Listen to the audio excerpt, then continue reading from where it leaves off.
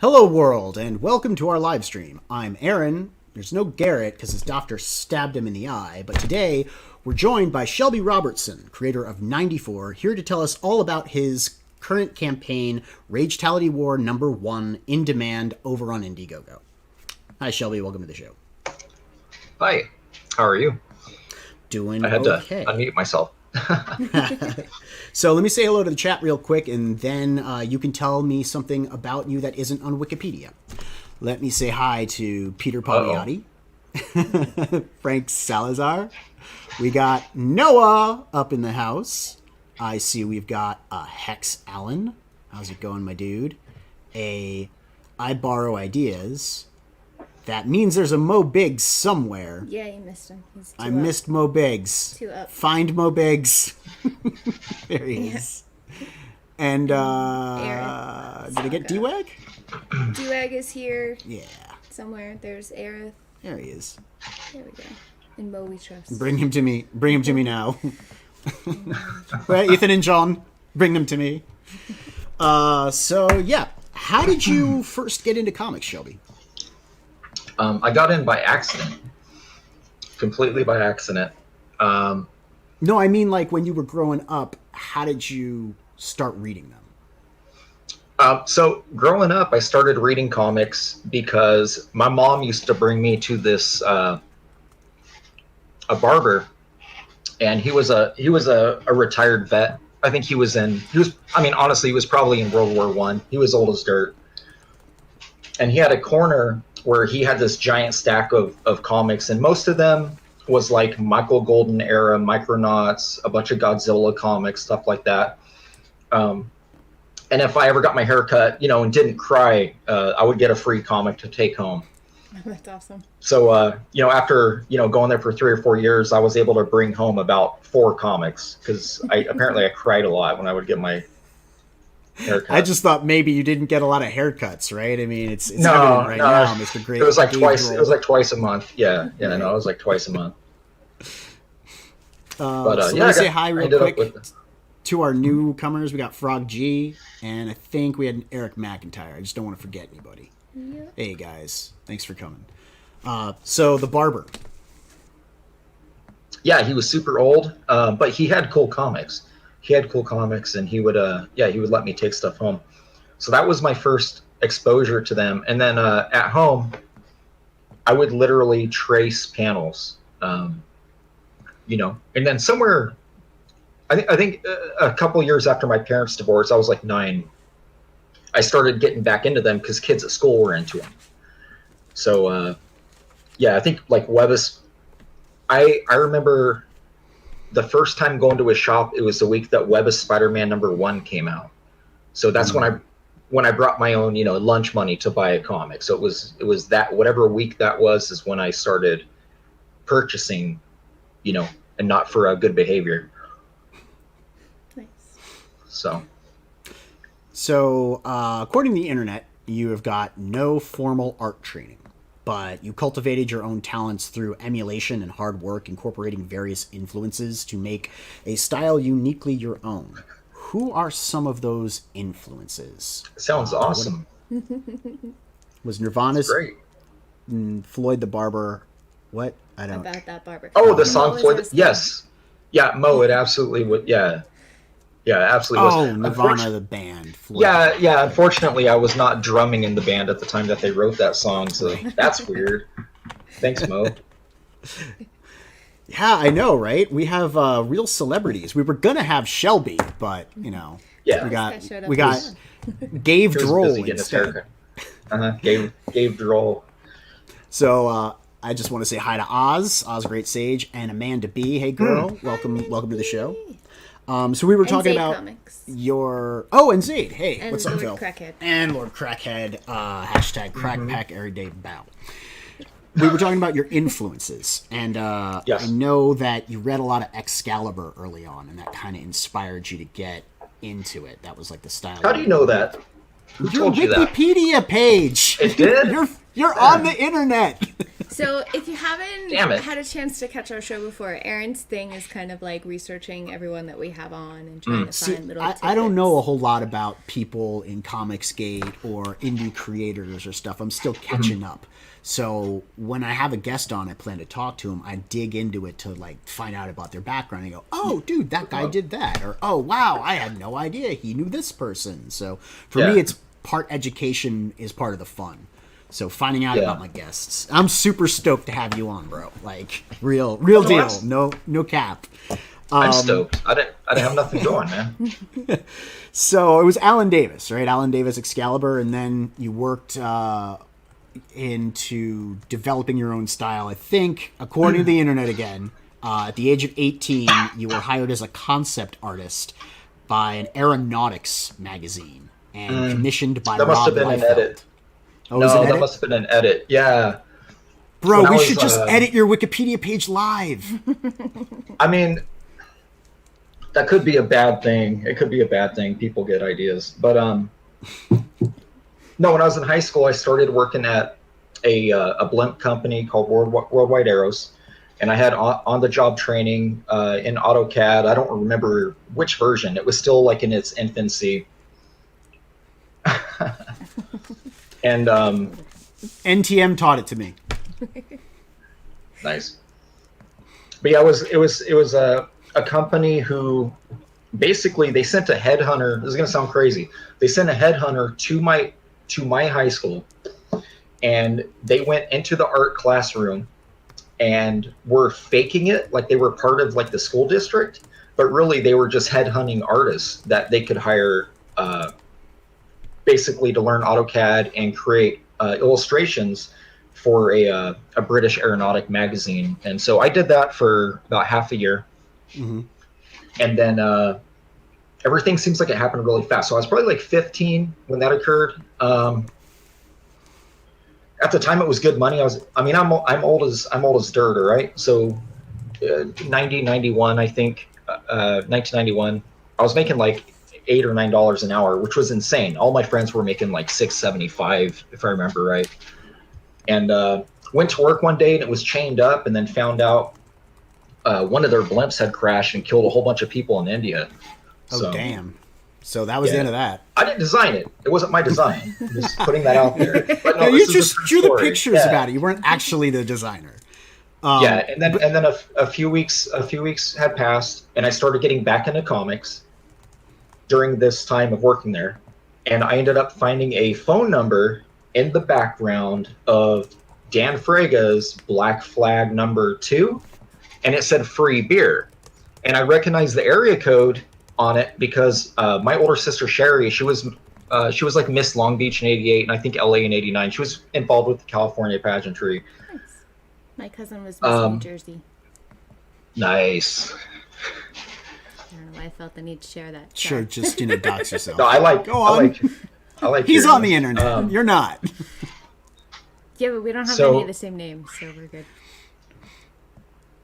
Wait, I'm not supposed to use my real Gabe role name? Is that, Oh, no. is that what Yeah. you're saying?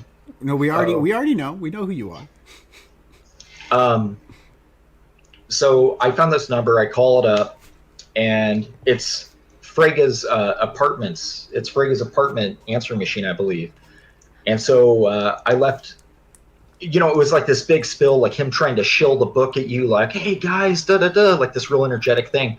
So I just left a message. I'm like, hey, Dan, my name's Shelby, and I met you at this convention one time, and this and this. He called me back in less than 5 minutes, like called me at my house, and I was like shaking, like, oh, like I don't know what to do, right?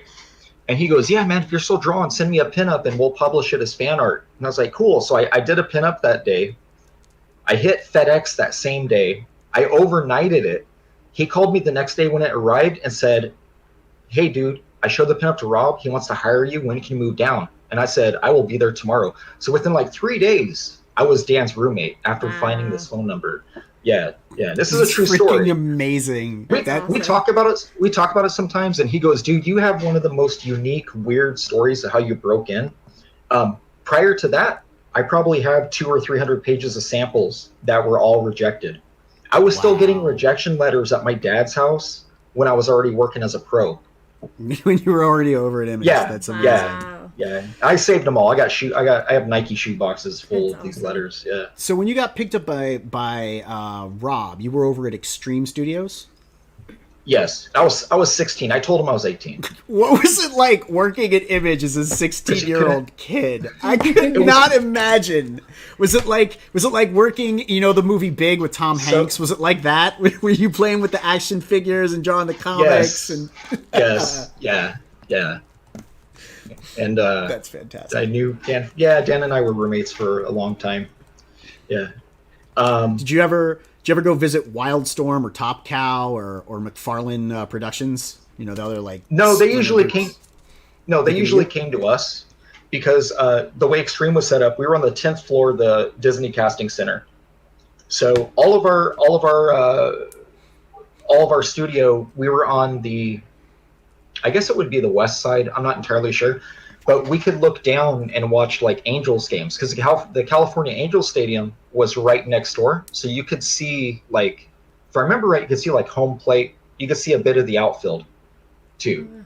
So Dang, that's cool. That is dope. But anyways, we had the large office, and all the other guys like Mark and Jim, they were all overpaying for these $1 million a month studios that were just it was ass to ass. No one was able to move anywhere because you had 20 artists in a 20 by 20 room. That's crazy. So I borrow ideas. Says Shelby told Jim Lee to get the F out of his chair. Is that true? It was accidental. Yes. I thought he was told Jim Lee to get out of your chair. That's fantastic. Yeah. I thought he was Andy Park. Andy Park's table was right behind me, and we got to the studio, and all I see is a dude.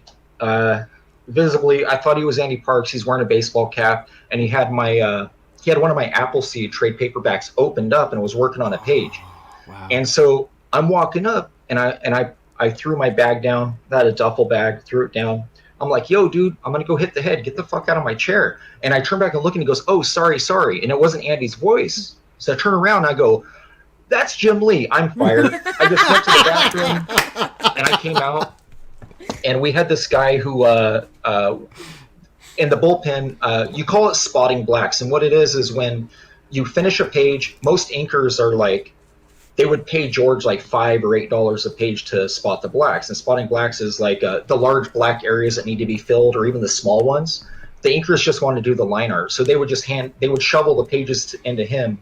And then he would sit there and do all the brushwork, filling all the large black areas. And sometimes that even entailed the black with stars, you would do the splatter and stuff. George would do that sometimes too. Mo says that Floyd the Barber said the same thing to you when you walked into the barbershop rocking the mullet. Out of my chair, kid.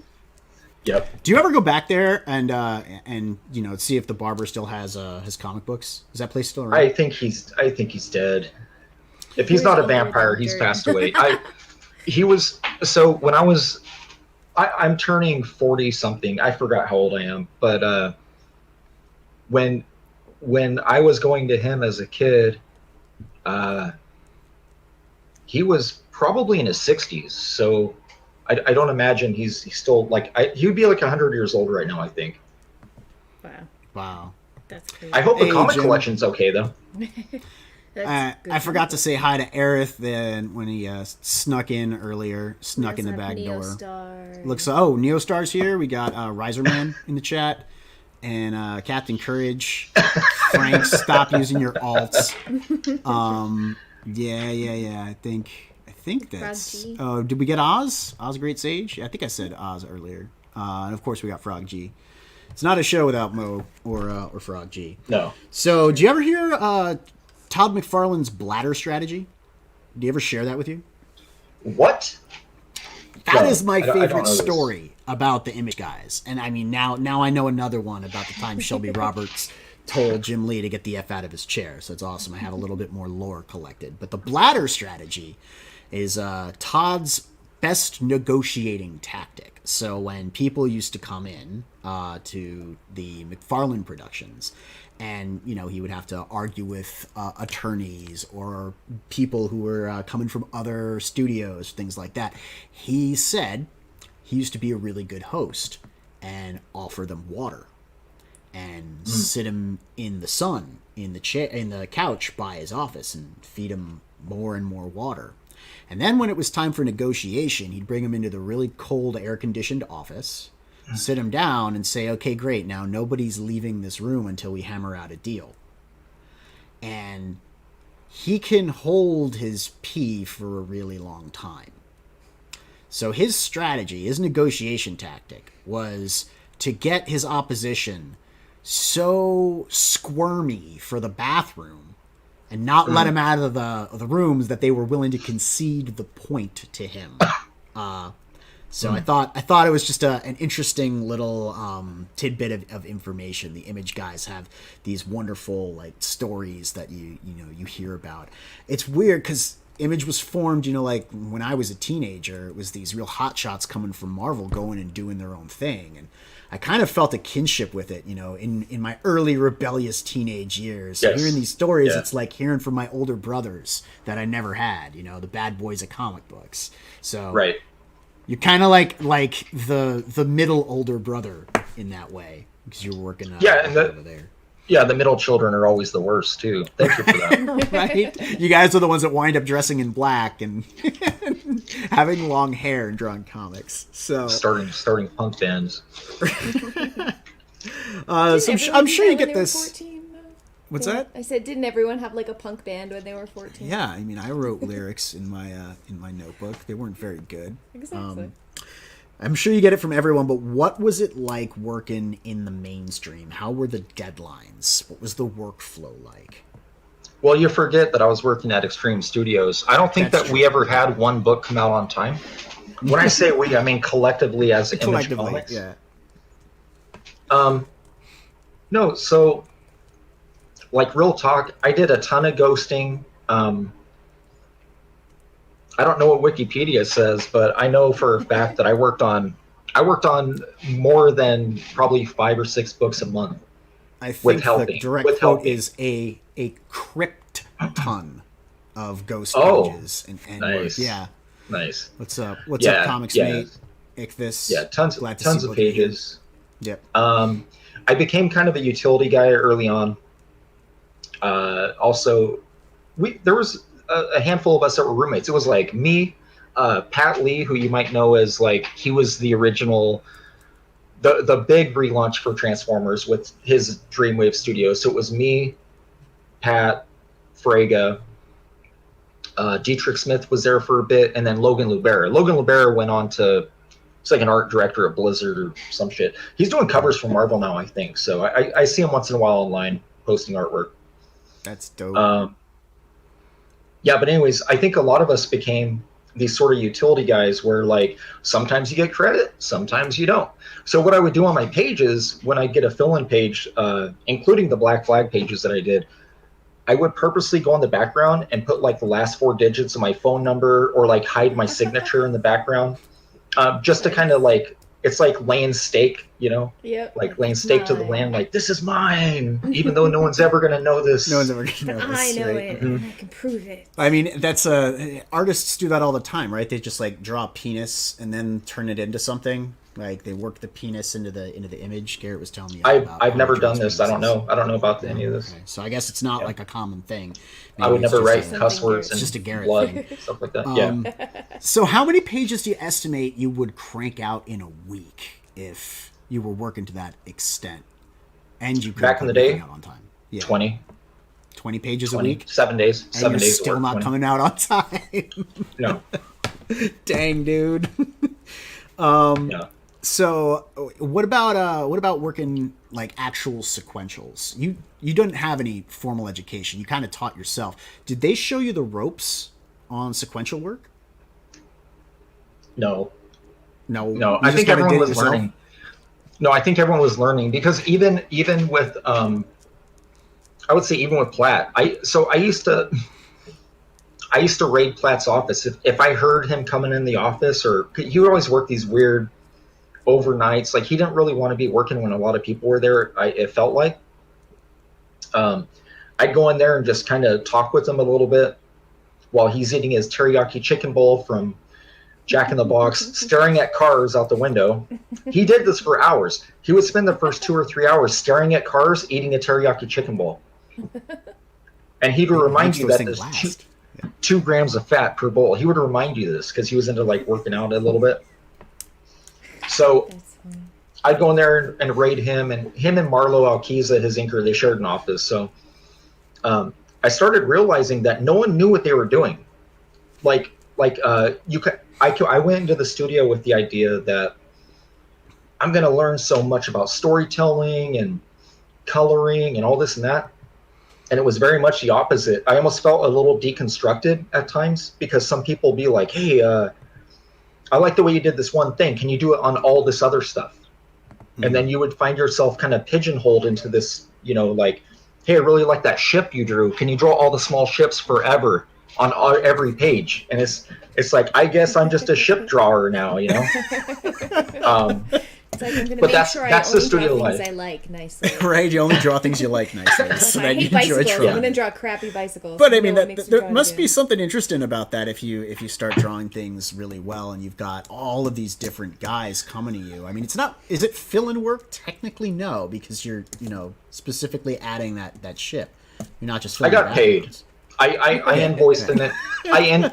Like make no mistake. No, I got paid. I invoiced for every single page. I invoiced for everything. I don't care if I did a panel. I was like 115, and I would give the invoice to Shannon, and then I got paid. So I'm not worried about it. But visually, I learned a lot about storytelling, but not like in the studio environment. It was more like we were a wild bunch. Thank you. Thanks, Phil. You're a piece of shit. Ichthus wanted you to know he thought your book oozed with excellence, Volume 1 of 94. I'm grateful for that. You've also done a bunch of stuff outside of comics. So yeah, what happened when you left Extreme Studios? Do you talk about that, about leaving Extreme and then going into other realms of employment? Well, okay, for starters, my youth was soiled a bit as soon as I got to Extreme. The first day I got to Extreme, that night around 9 p.m., 8 or 9, Frege and Pat Lee, they take me to a strip club. And I was like, oh, I don't have the right ID. Like, I didn't show them my ID. I said, I don't have the right ID. I'm 16 years old. I barely got my driver's license.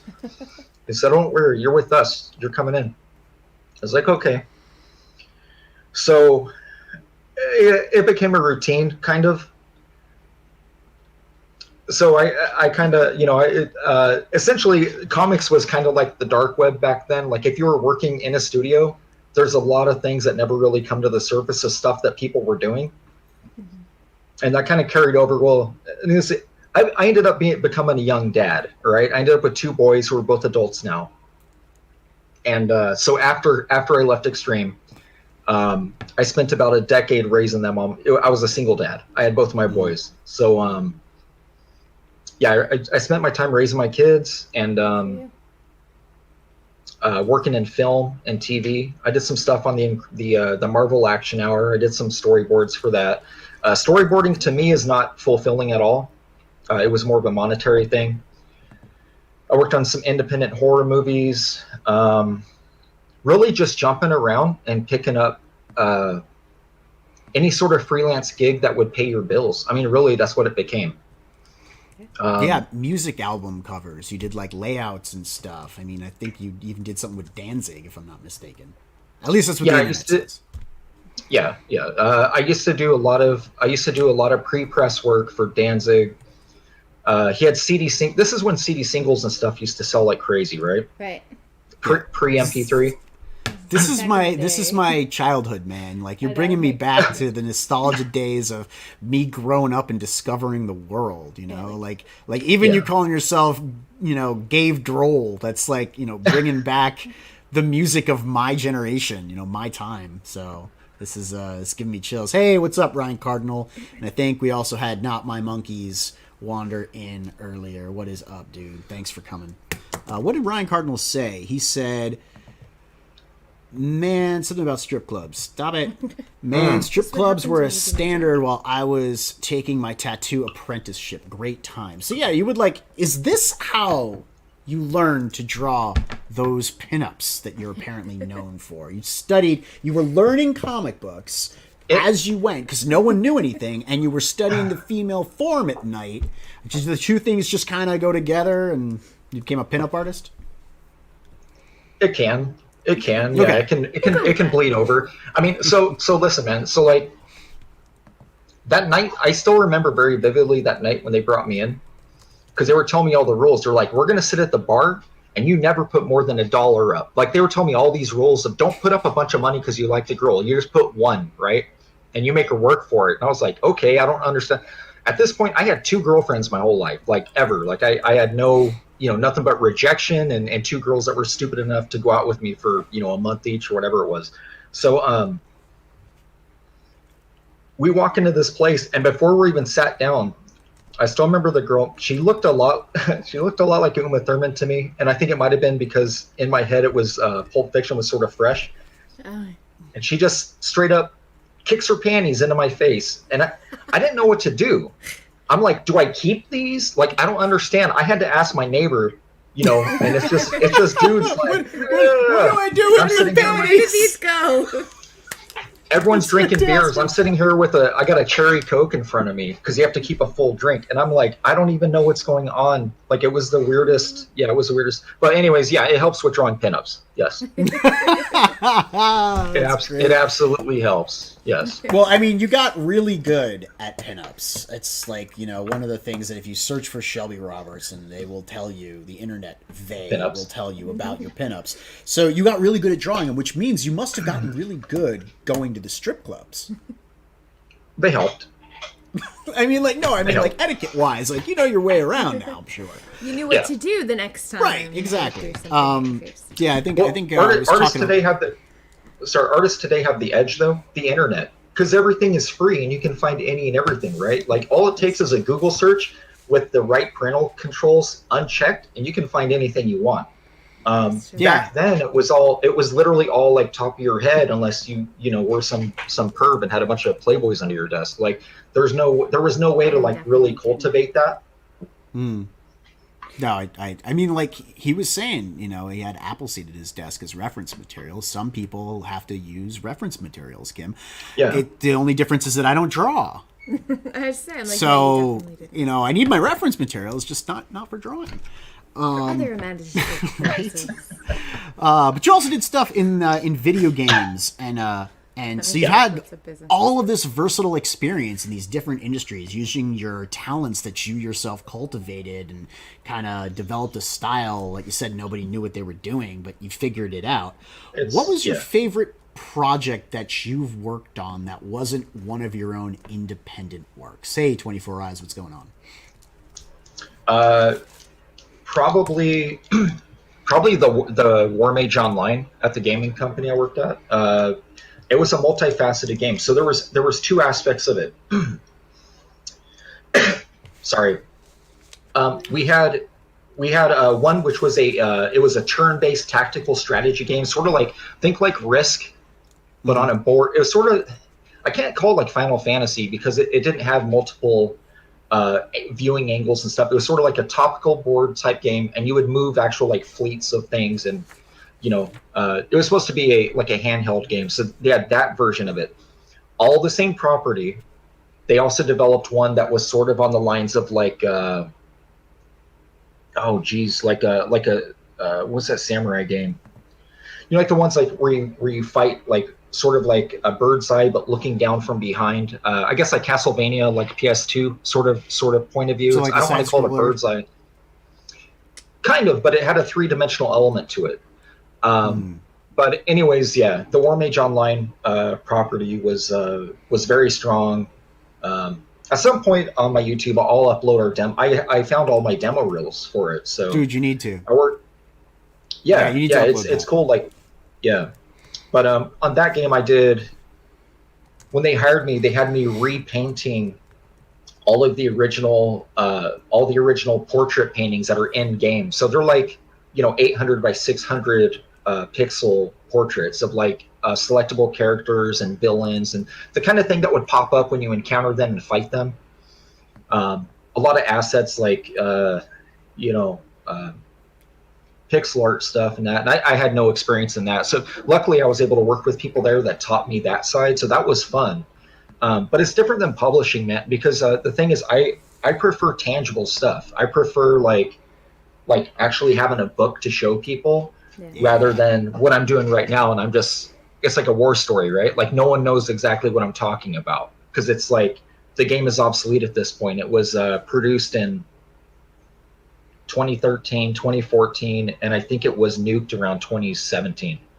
It was on Steam. It was on Steam.com. I was going to say, was it on Steam? Can we look into it if it's not? Yeah, they were monetizing it on there. And then what they did was they sold all the assets from that to some company in France, from what I heard. And then we were contacted to do some assets. We worked on like Assassin's Creed and some other projects, but it was not anything like nothing exciting. You know what I mean? It was just like, hey, we need 300 rocks and trees. Yeah. Draw some ships. I was gonna say you didn't even get to draw any ships. No ships. They didn't know how good Those you were days at are- drawing ships. Yeah, that's criminal. You don't I want think 90 ships. forgot to say hi to Sumathori. My bad, bro. Glad to see you. That's how weebs get each other in the wild. He's talking Mobigs. Yeah, I'm not sure what he was talking about though. So, Oh, I think Mobigs timed him out because everything was deleted. That's fantastic. That's a So, very low thing. why don't we shift gears here? Why don't you tell me a little bit more about Ragetality? There's a lot to go through. Give us the rundown. It's basically an extension. Ragetality's War is basically an extension of the Ragetality 90 or the 94 Volume 1, right? Yeah, it's a sequel of the 94 universe, and in a nutshell, it's a trio of assassins who are coming back to the future after their employers sent back another trio of assassins trying to take them out in a failed gig. So Ragetality War starts out with all three of them gung-hoing. They want to take out their current employers with nothing. They have no idea what they're going to do after the fact, but it's just it's a 90s inspired book, right? 90s image. It's a 90s inspired book. So good. Yeah. Like replete with the the face mask. What was when you were at Extreme, did anyone ever explain to you the face frames, those masks that they wear, like where they came from or what they actually do, how they're worn? Or is it just something you guys don't know? Switch Shelby and me and take off. Okay, Mo, do you that. have to pay attention and because I then can't take control. away Mo Bigs. Okay, yeah. No, there's no real explanation. That was more of a Liefeld thing that at some point became incorporated to most of the character design for that era of those characters. Yeah, but you've got actual feet there, so borrowing all the good stuff, right? Leaving off right. all the bad. My dude there doesn't really have a neck, but that's like part of the charm of the 90s stuff. Like his arms are so built. His head is teeny tiny. I remember reading comics like that, and it brings me back. You know that scene in the movie Ratatouille where he eats the ratatouille and suddenly he's like blown back to his childhood? Looking at art like this blows me back to the time when I was, a teenager standing in the basement comic shop near my school, going through these titles, these image titles, and just obsessing over the stuff that I was looking at and like wanting to do it too, but not drawing, pretending to draw, not drawing well. So yeah, I'm sorry. Go back into the story here. Who are the protagonists? Ragetality is obviously the guy in the middle with the two crazy arm swords. Clinton is just the head. He has a robotic body, and then Slam is the big guy with no neck, basically a torso with a couple of logs for arms. Yeah, yeah, and it's just it's those three. There's a lot of things that I do in the book that's gonna like completely flip people for Ragetality War 2 when that one comes out. Nice. But it's pretty much I like the idea of comics. Okay, so something that people would never do is, that when you buy a Wolverine book and it's like, oh, the death of Wolverine, right? They're not killing him off. Like they're not going to kill him off, right? Right. There's certain flagship characters who are kind of untouchable, like Batman. They're never going to really kill Batman. He's going to continue in some form. And because I'm indie, I'm not really down with that concept. I kind of like the idea of no one's safe, right? So again, it's without spoiling anything. There's going to be a lot of things that I do in this book that they shake it up. They shake it up, and it's gonna reverb. It's gonna reverb into Ragetality War 2, mm-hmm. and then I have another one shot that follows that one. So I got the whole thing planned out. I'm trying to keep it interesting, being that I'm not a monthly book. I'm not, I want people to have a reason to come back and want to read the following books. So, Right. Yeah. I mean, that's a pretty good reason right there. It's a balance. It's a balancing act. I'm just trying to do things that, you introduce a few new characters, you do some cool stuff with the existing ones, and not everyone survives. I mean, it's, it's a comic, right? So. Yep. No, I'm very well aware about, you have to have stakes. You have to have stakes. You have to have consequences, and you also want to keep things interesting. So it's a balancing act of when to employ something like mortality and take away a character that the audience is starting to really enjoy, and when to make those consequences a little bit lighter and cause that character to maybe like suffer but survive. I really like her design. Yeah, I think everyone likes her design. I think that was inspired by Uma Thurman. The lady Shelby met when he was 16. Yeah, she's not wearing no panties. I'm just letting you know. Obviously. Well, I mean, obviously. Right? I mean, there's a thong there. I can kind of see a thong. But yeah, this stuff is just, it's so good. I know Garrett probably wouldn't appreciate it as much because he's not a 90s comics guy. He started reading heavy metal when he was growing up, which there's nothing wrong with that. And I can see that influence in a lot of ways on modern comics and even in some ways on the 90s. But this stuff right here was my comic generation. So what are the obstacles that our heroes are going to have to face other than the other assassins that are coming after them? And what sort of stuff are they going to deal with?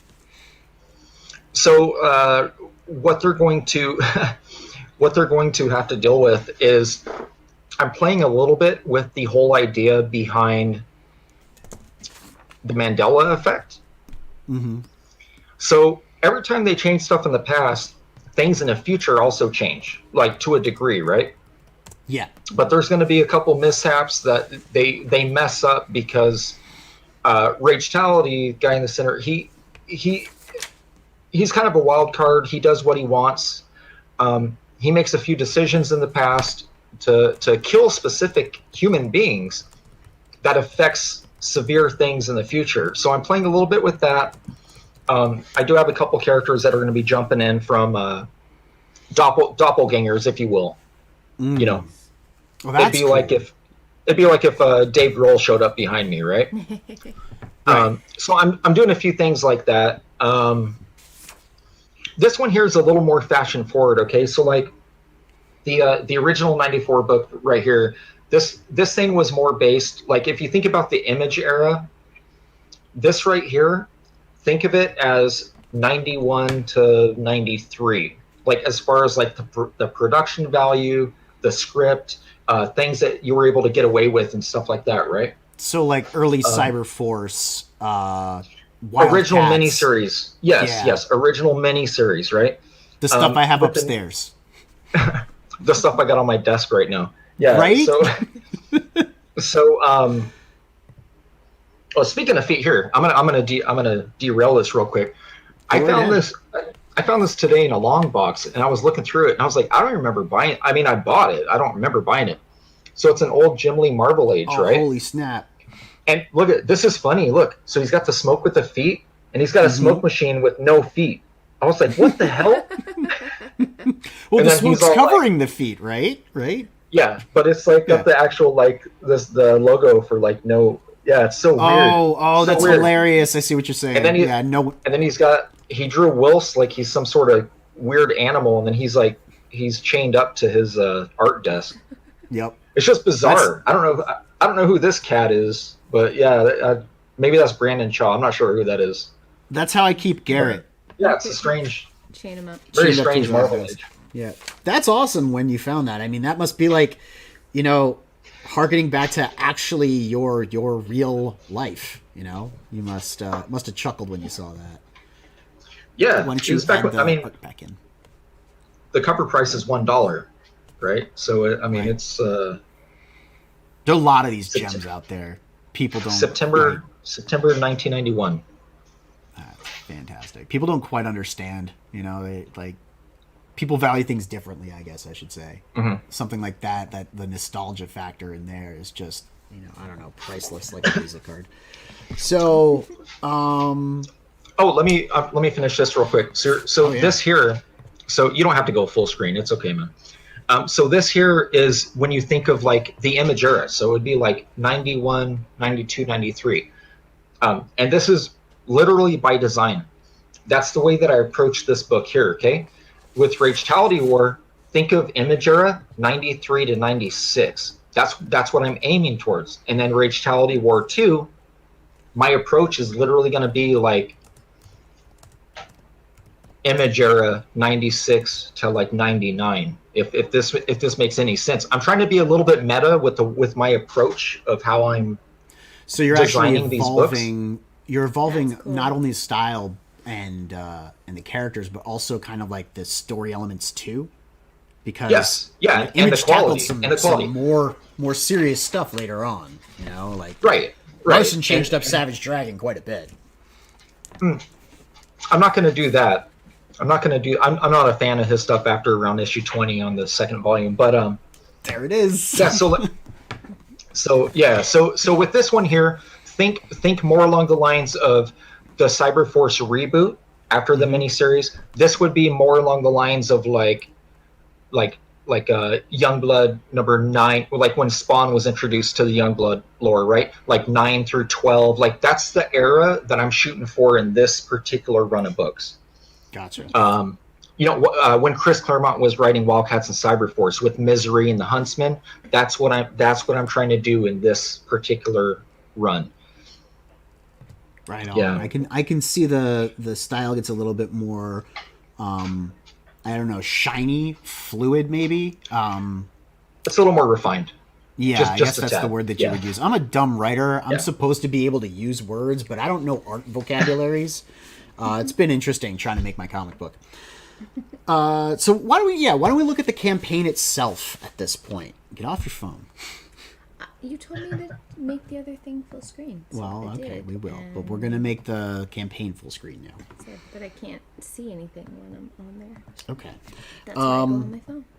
Do you want to roll the trailer and then take us through the tiers? Or, I mean, this thing's been in demand Sure. for a while, right? How It's long gonna- is it? Yep. It's going to stay in demand. It's going to stay in demand until I am already starting to ship books out. I gave myself until January. I am the artist, the writer, and the colorist of it. I am outsourcing lettering.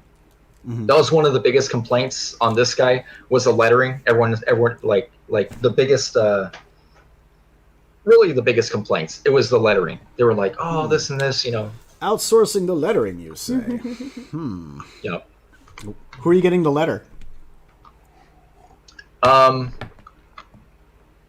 The guy who did my trailer, actually, he does lettering for a lot. He does lettering for a lot of people.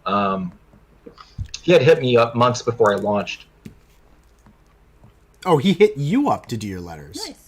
Because he backed this campaign here, and he was one of the people that was super critical about it, and he hit me up and he said, "Hey, do you mind if I take a stab at lettering on your book?" Because Frog G wants to know has a very important question. Is there an editor on your book? I don't know. He's not sure who the editor is. Yeah, I'm in the air. And the biggest reason is that I'm actually working on 94 Ragetality War #1 and #2 at the same time. Because once this thing starts shipping, you're going to see #2 like hitting as well. Because I have the whole story laid out. It's just the way I work. I jump. You wouldn't I jump necessarily page to page. need a story editor. I think Frog G is talking more like sequentials and stuff. But I know you've had a significant amount of experience in the industry. You've probably already got your sequential game on point. So Frog and I have been looking at a lot of the books that have been coming out of CG lately and out of other crowdfunding campaigns. And one of the things that we always talk about is whether or not there's an editor on the book and what missteps might have been made. There is positive things that come from that. I'm not anti-editor. My thing is though with the 94 books, it's literally my Fannie Mae book. It's my anything goes book. I'm not trying to be Marvel or DC with this project. I do have another book called Dark Shrine, which people are going to be seeing me posting about. That one is like a serious balls to the wall type book. It's not like this. It's not funny. It's not, all the things that people like about this. It's the other way. Is that it's the a art dark. that you... Sorry. No, you're that good. The art that you shared on the Red Valkyrie auction? Was that you shared one of the pages? You auctioned one of the pages from another book. Oh, the girl with the boobs. Yeah. That's from it. Yeah. I lost that page. Yes. Yes. Frequency Girl was on it, but it got away from her. Yeah, there's plenty. It's going to be that's a 3 kind of level book. It's going to have like the kind of like a Conan the Barbarian type thing at the beginning, but then you're going to realize that that's not really like Earth. It's more like, think of like dimensional hell type place. It's not hell though.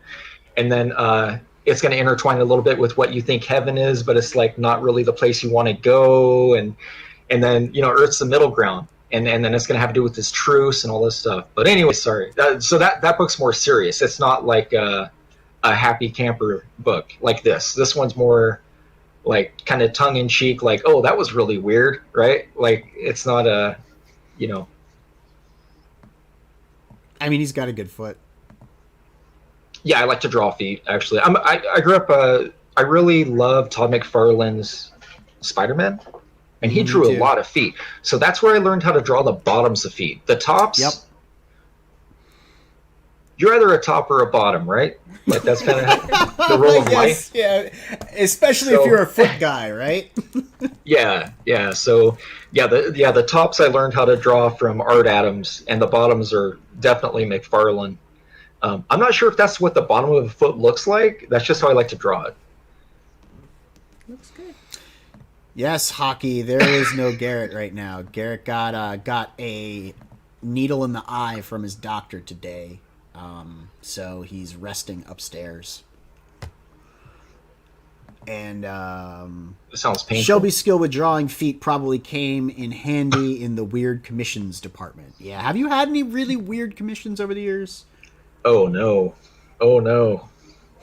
Yes, every artist has. I'm sure. Yeah. So let me put it this way: the fact that I have to tell people I will not draw kids or your pets. That's my Garrett 2 rules. Refuses to draw pets too. I think he'll draw children. Okay. Though. Not like that, but Well, my thing is, I'm like, I don't draw kids and I don't draw pets. I will not draw your pets. I've had easily. I mean, this is over the last 20 something years, but hundreds of people. Never mind then. Because I literally just killed some weird idea they had, and I'm like, see, I don't even want to hear it. I don't even want to hear it because I already knew where this is going to go. You're going to end up offering me $800 to draw something that's going to get me doxed all to hell. You know what I mean? Like, I'm not doing this, and it's common. It's super common. Yeah, that's rough, man. Nobody commissions writers. So. Yeah, not for stuff like not that. for stuff like, you know, tell a story about my kids or my pets. That's really weird. They don't ask you to write them as a superhero? Not yet, no. But then again, I'm probably not, you know, well known enough, or I guess people don't know my work. I also don't really do superhero stuff yet. That actually might be changing soon. I can't talk about it, but that might be changing soon. So we were looking at the campaign. Do you want to blow through the tiers that are still available? See what's what? Mo says this is the last time Garrett will ever cross his heart and hope to die, that artists will benefit from studying manga. Okay. Oh, Mo. You got a needle in the eye. That was dark. Yeah. Yeah. A little too dark. So we've got the Wizard Essentially- homage cover with an ash can, right? Right. We got a bunch of tiers. You want to talk about them, or do you want to just, like, you know, scroll by? You can just scroll by. Just scroll by. All right. Basically, Why don't you tell us you have about the have stretch goals then? Sure. That's all the way at the bottom. That's all the way at the bottom. What is my funding amount? I don't even know my funding amount right Hit now. home. I know. Hit the home button. You're at 21,220. That's a good number. We should just leave it there. I might need to update the stretch goal items. I've had quite a few. Okay. There's quite a few. Yeah, I mean, it's a laundry list, so I do need to go through it. So, oh, holy crap. Yeah, a bunch of them have been stretch unlocked. goals. Yeah. So, do you think that helped contribute to the success of this, where you were just like, look, a stretch goal every $1,000. Everyone wants stretch goals. No, I don't think it did. That's good to know. I honestly don't think it did at all. No, I'm just a nice guy, and honestly, I just want people to be like very, very happy with what they receive from me. That's really what it comes down to. So at this point, they got the bonus prologue, they got the additional story pages, and it's actually, I'm not telling anyone, it's going to be even more than the 4 that they unlocked, because I can't count. So when I'm doing my pagination on both books, I'm like, oh, these are much larger books than I anticipated. So there's extra pages, and it doesn't cost me extra in printing by that much to get them, printed. It's just the cost of the lettering and the color flats and that. Right. So at this point, people are getting a ton of cards per book.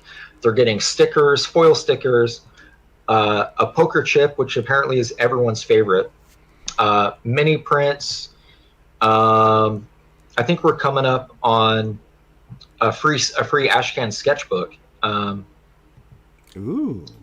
Yeah, I'd have to read through all this. Plus free additional Ragetality Rage Ball variant edition. So there's 21,000. I think we already cleared that. Then Yeah, we did. 22,222. Why did you do that? Was just you liked the twos? The 22 coincides with me. So, yeah, my favorite ball player of all time was Will Clark, and he was 22. My birthday's the 22nd.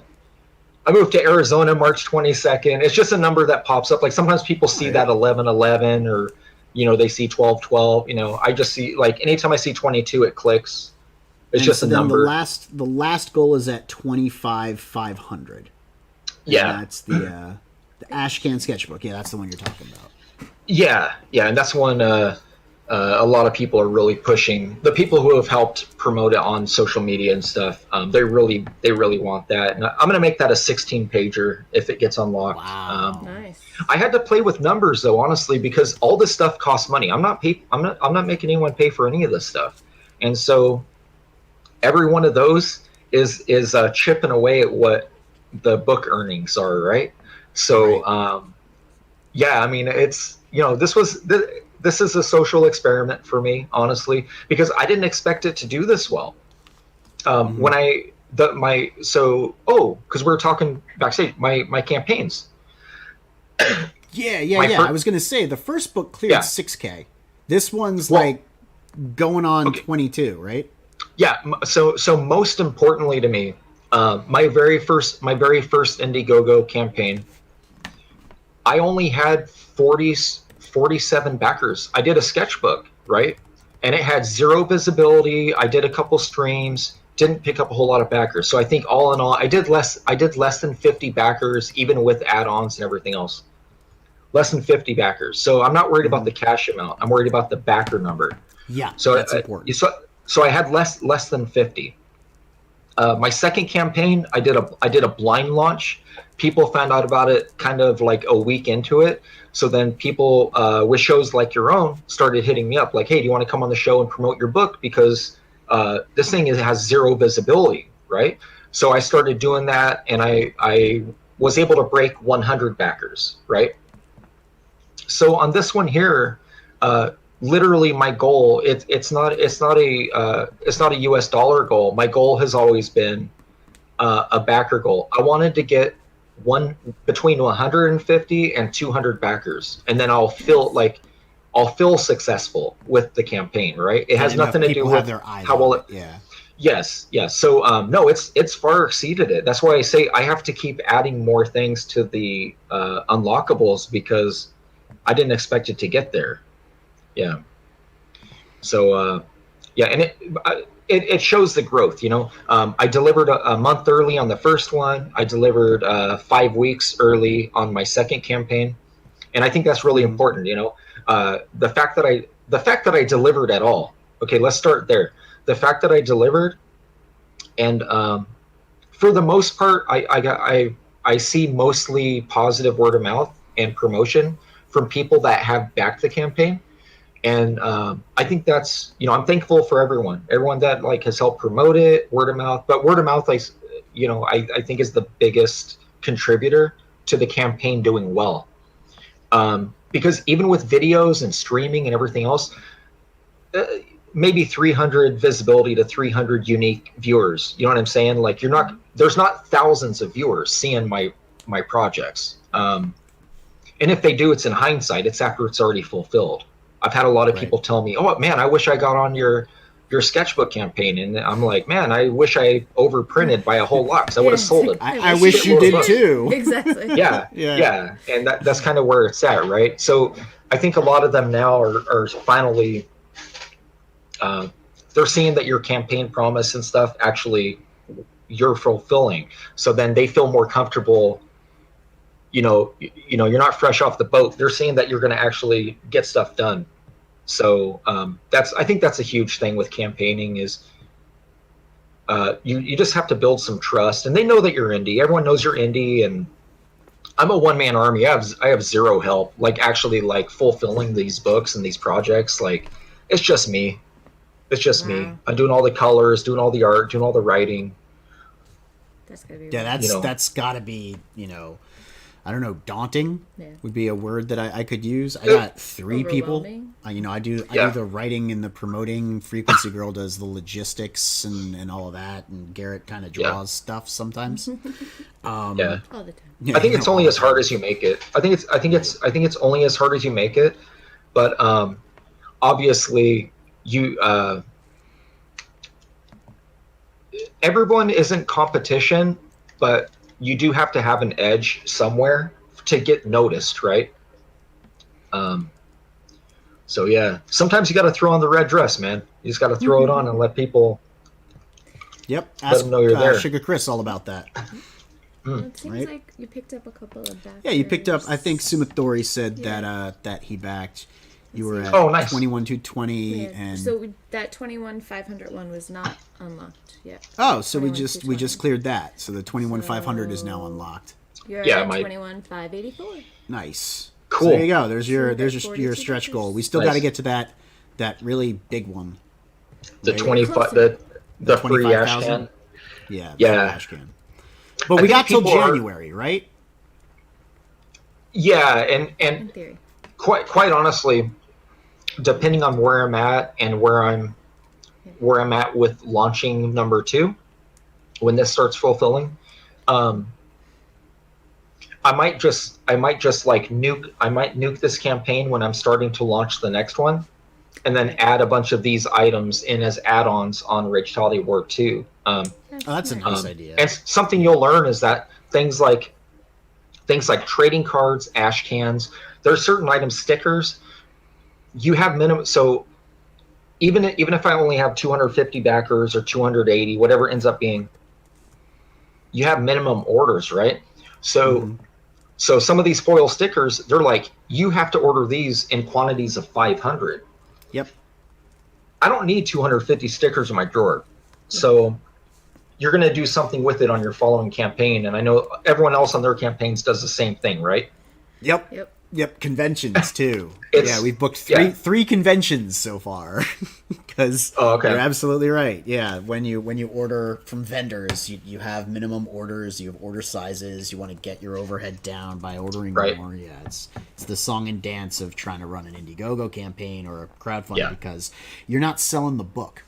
You're selling the franchise, the promise of future books. You're selling your dependability, cultivating the trust, and all of the stuff that goes along with that. And you're, as far as crowdfunding is concerned, and you could just go self-publish and go to stores. Like I was actually going to ask you, you have a fairly active social media presence. You have a criminally undersubscribed YouTube channel. So everyone in this channel needs right now to go to Shelby's YouTube page and follow him, because he's got less subs than we do, and he's way more famous than we are. And he does really cool draw streams and stuff. I don't think my content is as interesting as yours, though. I do things like I'll do life art streams. Well, yeah, because Shelby's on. I mean, yeah, it is. It's true. But I don't use StreamYard. I don't use StreamYard. I use like OBS and. It's essentially just me throwing words into the ether and then showing off artwork. Like today, I just did one on this Liefeld book, which it's atrocious. This book's horrible, but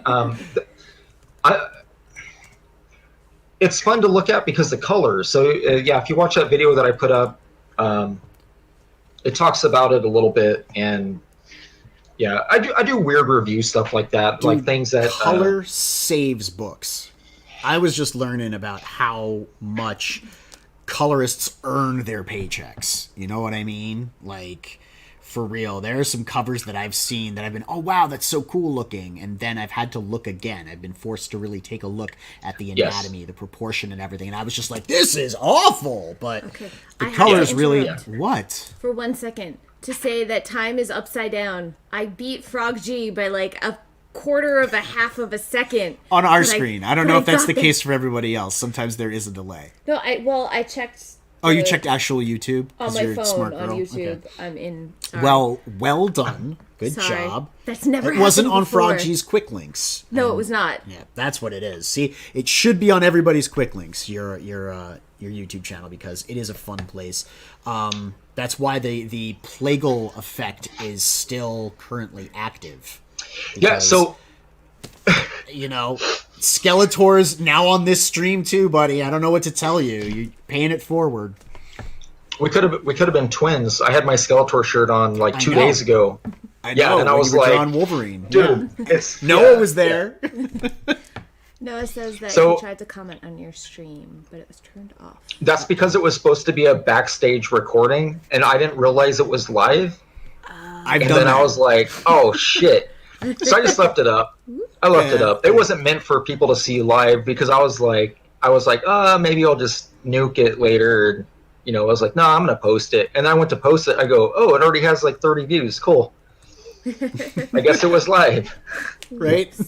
I mean, and then Zayd, there could be worse things, right? Yeah, and then Zayd told me, he goes, Zayd is Phil. Zayd's like, he goes, hey, dude, saw your stream earlier. I'm still not buying it. I was like, I'm not trying to shill it. I'm just showing you what came out. Yeah, we have a couple things, old things that we want to review on the show. Take a look at, talk about. specific elements of their composition. And yeah, I've been looking at a lot of the crowdfunded stuff that we've been getting, because I didn't really get into the Indiegogo crowdfunding stuff or any of the crowdfunding stuff until around, I don't know, September of last year, you know. So like there are a bunch of books that I didn't get, but then they were in demand, so I went back and, you know, backed them, and we'll get them fulfilled.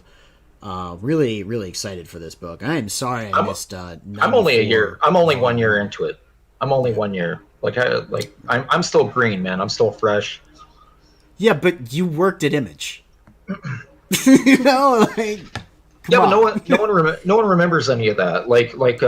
It's a weird thing. It's like people still think I'm new. Here's the thing: if I don't if I don't tell people about my wiki page, if I don't tell people anything, they have no idea. That is true. I haven't had crack in a while. Well, you got the Crack Pack support here. Crack Pack backs. Did you see that disavow video? I did. That's it was disappointing, to say the least. I feel like we're misunderstood, and we got called out by a group of people that are far better known than we are, and they started attacking a hashtag that we use to describe ourselves. So there are people that kind of control the narrative on YouTube, you know, because they have all the views and they're very influential in electronic media, and they're kind of talking some smack, you know, mischaracterizing us because of the hashtag we use. I just felt like, you know that might have been a little bit hypocritical. I don't know. Yeah, it's always the squares, right? It's always the squares calling me out on that. Right. 100%. 100%, yeah. But as I was saying, you maintain a fairly active social media presence. You do upload like reliably on your channel, and it's good content. It's fun content. You have an active Instagram.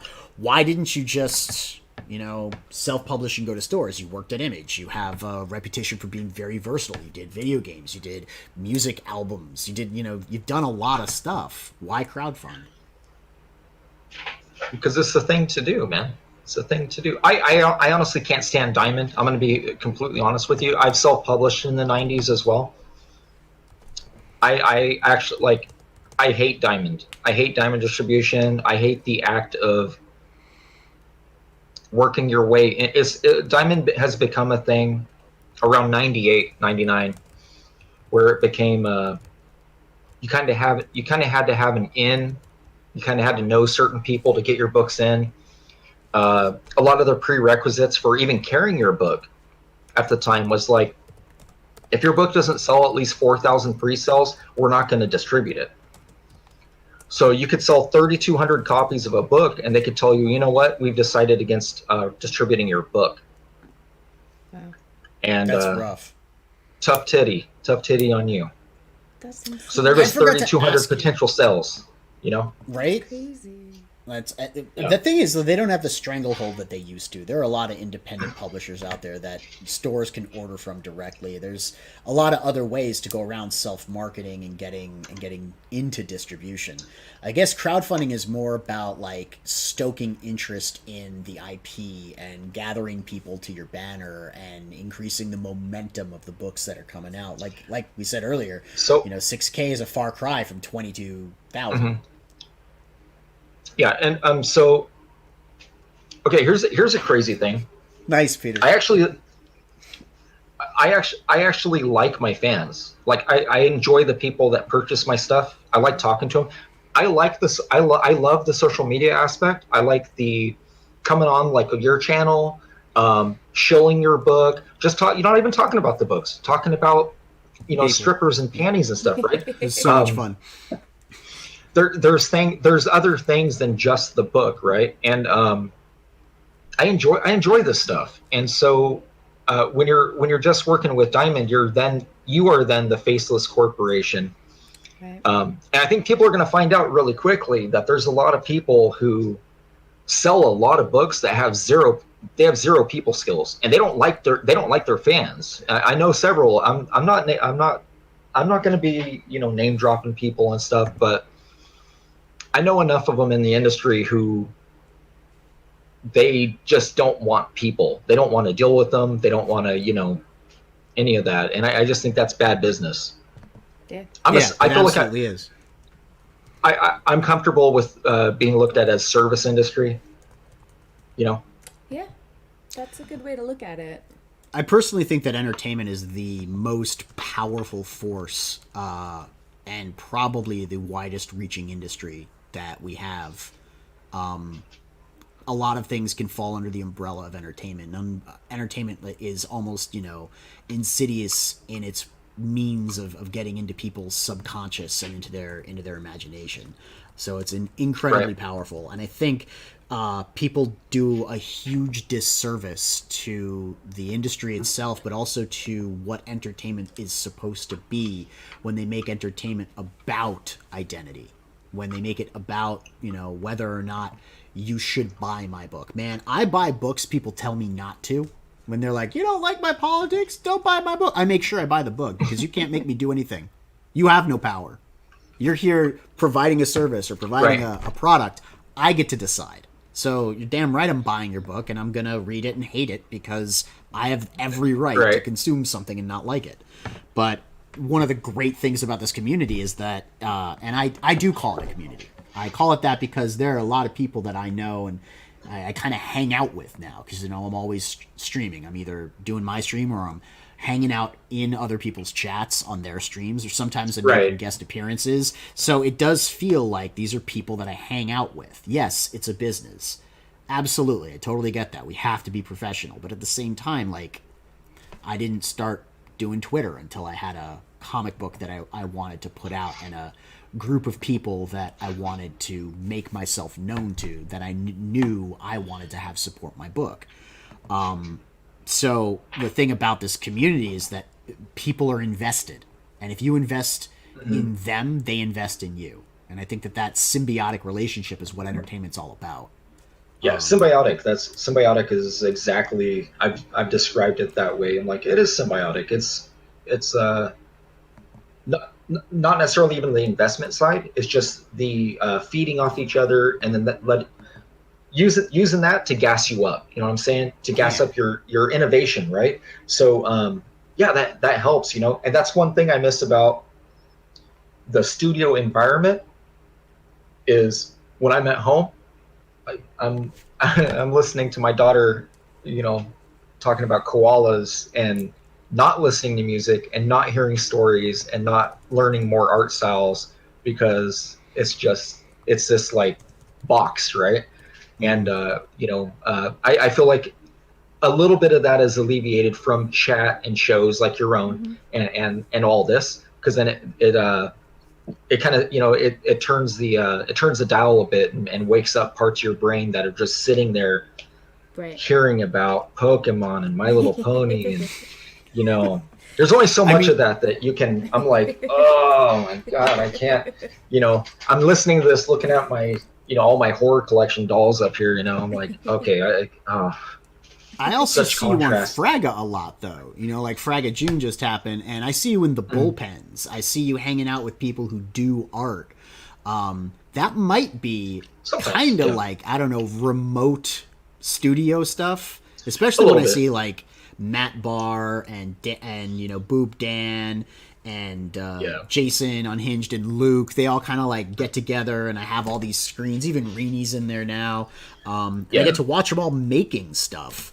It feels like a digital bullpen, and there's something super exciting about that, and being part of a crew that I will never get to do because I don't make art, but I can watch. Well, it's nice. It's nice too because everyone is so. It's gonna sound horrible. It's nice because everyone is so freaking insecure that it's nice. No, it's humbling. No it's humbling. Yeah. You don't have no one over here is trying to push their elitism on someone else. Yeah, I do. The streets. Sim wants to know, Shelby, what that one's the Juggernaut? That one's sold. Yeah, that one's sold. I did another Juggernaut. I did a video on my YouTube of another one because I had someone request it, and then I had like 5 more people. I'm like, no more Juggernaut. I'm not drawing this guy.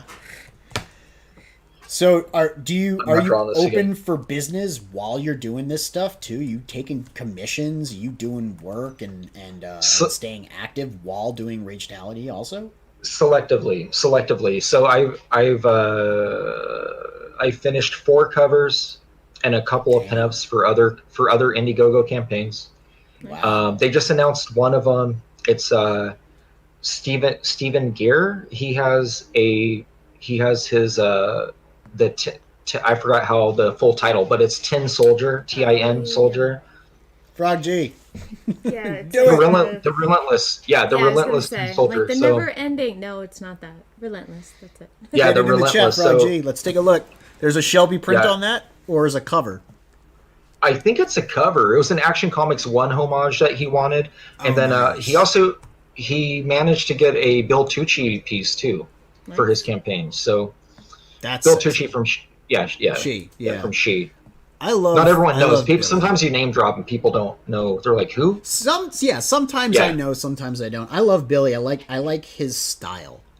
I like how he floats.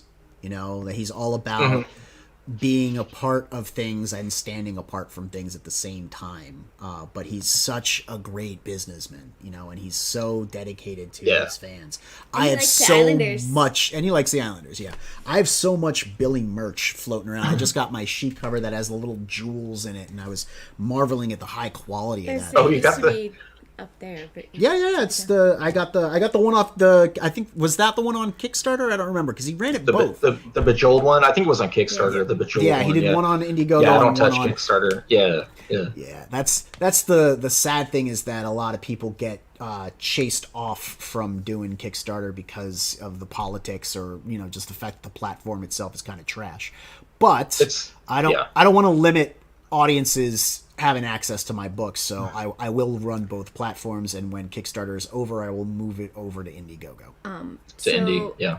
Frog, That's the best way to do it, honestly. I think people should run on Kickstarter, but the more people that I talk to who have been running Kickstarters and not running Indiegogos, I've been kind of seeding this idea of, hey, you can always just migrate the campaign, because there are people who will back this book but won't touch Kickstarter. I'm not going to name the campaign. I did a cover for somebody who they did that, and yes, that method works for some people if you can promote. Okay. I did it for a creator. I did a cover for a creator, and for their Indiegogo campaign of the same book that they just previously funded very well. They did very well on Kickstarter, and they literally got 0 backers, and my cover was the exclusive. And I'm just like, I don't really know. I wonder how much of that was politic related, But I told them, I was like, they were running. What they did was they were running it concurrently. They didn't wait and then run the other. They were running it. So all their links, they always say, you can also get it at Indiegogo. And I was like, I told you not to do that. Like, why are you doing that? Like, you should have just chosen one or the other, and then choose either only do Indiegogo or do the Kickstarter, then the Indiegogo leap. No, do not do what you just did. And yeah, I don't know if they nuked it or not. I wasn't even promoting the link, honestly, because I was like, this thing's got 10 days to go with 0 backers. I'm not pushing this book. My plan is to run a 60-day on Indiegogo, and then I think in the last week, it's the last week of the Indiegogo campaign, launch the Kickstarter campaign, because there will be actual like press releases that we're going to be doing for the book off of Indiegogo, because you need to really do that to get people to pay attention to Kickstarter and QR codes and stuff like that. But I want people to be able to know that the Indiegogo book, the book on Indiegogo, is still active, and it's going to go on demand and sit there in demand while Kickstarter is going. I don't know if that's a bad idea. I say just do whatever works for you, and the Indiegogo thing is a little confusing to me. I had a long chat with Leroy. Leroy's got his channel. We're talking about the whole thing of duration of campaigns. And he was like, oh, you should have did the 30-day and then they they give you the option for the additional 30-day, Extending, yeah. right? Because he was saying what it does is it gives you a better bump in like the search. Yeah. And I did not do that. I just did the 30 and then ended it and then went into the in demand, portion, which obviously was like hitting a brick wall. Like there was nothing happening. And then it was like a week or two went by, and then all of a sudden it was almost like a fresh campaign. Like it got busy again. Because you can see it on my campaign page. You can see the amount, but I would say 75% of my additional backers after the first 30 was about a week span, which was about 2 weeks after the first 30 ended. So it's a weird thing how that works. Yeah, the 30-30 is kind of what we were planning on doing. We were gonna bring in sketch cards when things fall off, when they lull. I mean, I've been studying y'all. I've been studying campaigns for 6 months. I've been backing campaigns like crazy to get as much product in my lap as I can, to look at the quality, to look at what people are shipping in, to look at how what mailers people are using, how they're shipping their books, what stretch goals they've got, what swag they've got, that kind of stuff, how the tiers are priced. So I've been trying to So go ahead. Oh no, go on. It's fine. Oh, no, I was just going to say Frog G put up our link before, and that reminded me that... Oh, we got to do the giveaway thing. Yeah, we're supposed to do a giveaway this afternoon. Hey, do you want to sign up for the MAVRICS mailing list? Because we're going to do a giveaway after this stream immediately. We're going to give away 3 things, new merchandise that people haven't seen, using new designs that have entered the store. They're not even available yet. So if you want to sign up, you could have a chance at winning something live. Click the link in the description, friends. I was going to say, this thing is now out of print. It was in demand, and I had a specific amount left over of the volume 1. This is my beta reader copy. It's a damaged copy, so the damaged stuff I don't mail these out. But anyways, so this volume 1 of the first 94 book, they're completely gone. It was an add-on item on this campaign. So what I'm going to do is I'm going to go back, because I can't. The logistics of the cost of going back to press, is a huge hurdle, right? I can't take that hit on this campaign for another printing of this. So what I'm going to end up doing is I'm going to go to the original 3-issue series that this volume 1 was as floppies, and I'm going to get your brain. It's in my brain because you brought up when the campaign slows down, the things you do to kind of get some more juice into it, to bump it up. Yep. Mm-hmm.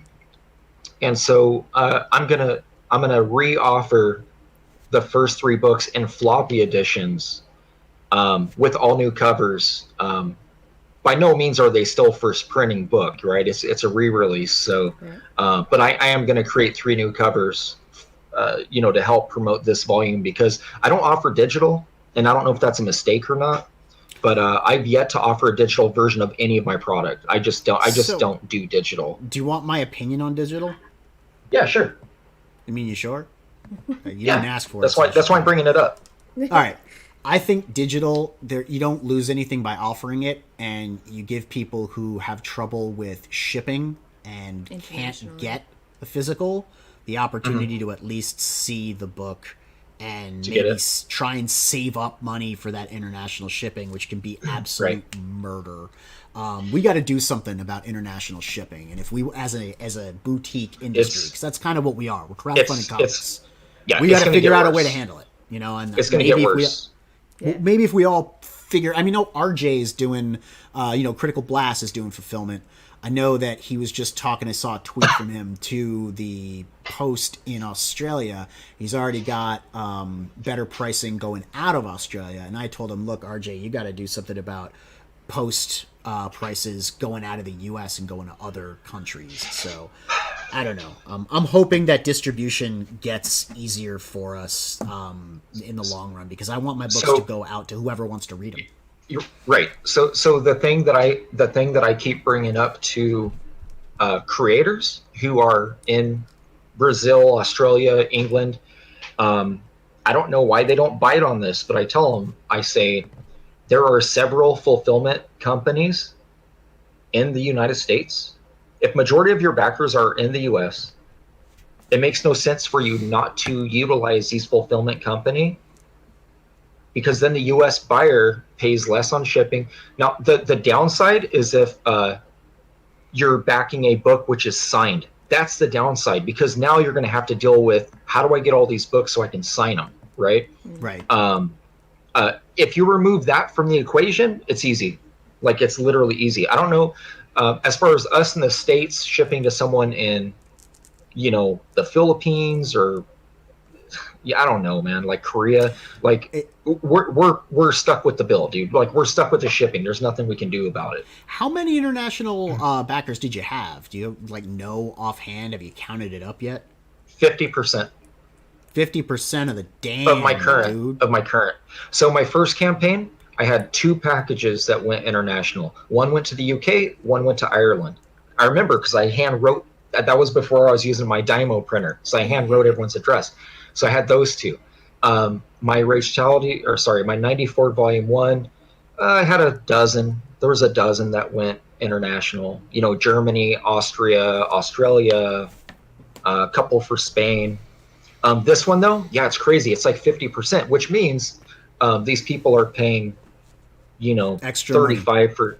Oh, it's like 35, 50 bucks on the shipping alone, and I don't control any of that. Like, that is not, that's like literal cost. As a matter of fact, I'm probably taking a hit on that, because that's not equating your Uline, your Uline 16 by 18 inch boxes. That's not equating your bubble wrap for everyone who bought original artwork. You're just It's not including the additional weight of your packing peanuts, again, bubble wrap, your Gemini 2s. You got 50 cents, $2, 50 cents, another $30 for 5 packages, another, like, this is all costs that were never equated into, they were never part of the equation of what you're spending on top of printing.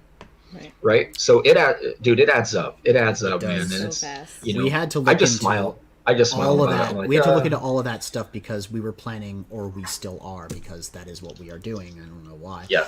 Printing 9x12, going extra oversized art book style, which isn't a problem, but for shipping purposes, we can't use Geminis. Yeah. No, I just got this today. I haven't opened it yet. It's a record. No, neat. It's a record. Yeah, so I'm just pointing this out because they're flat. It's about almost a ½ inch. Mm-hmm. So, and they're sturdy. So why not like a record shipper, right? That's an idea. Yeah, we haven't looked at that. I'm We just did saying it's find. awesome. Yeah. No, I mean that's great. No, that's I a love really good I love idea. more ideas. We did find some stuff that's going to work because I figure our packages might get a bit thick with the stuff that we're offering. I don't want to give away too much, but it's been interesting looking into all of the other associated costs, like monogrammed tape. Like you said, the secondary mailers to protect the books, Yeah. the plastic wrap, the bubble wrap to make sure any of the additional merch in there doesn't poke into the book. Like, all of those costs have to be factored in and thought through before you can even start offering additional stuff. Like when people are doing stretch goals. Are you selling original artwork too? Are you going to be selling originals and stuff? Yeah. Yeah. So on originals, the way I ship them is there's 2 boxes I use. I use Uline. I buy all my stuff from Uline. This is an 18 by 12 by 4.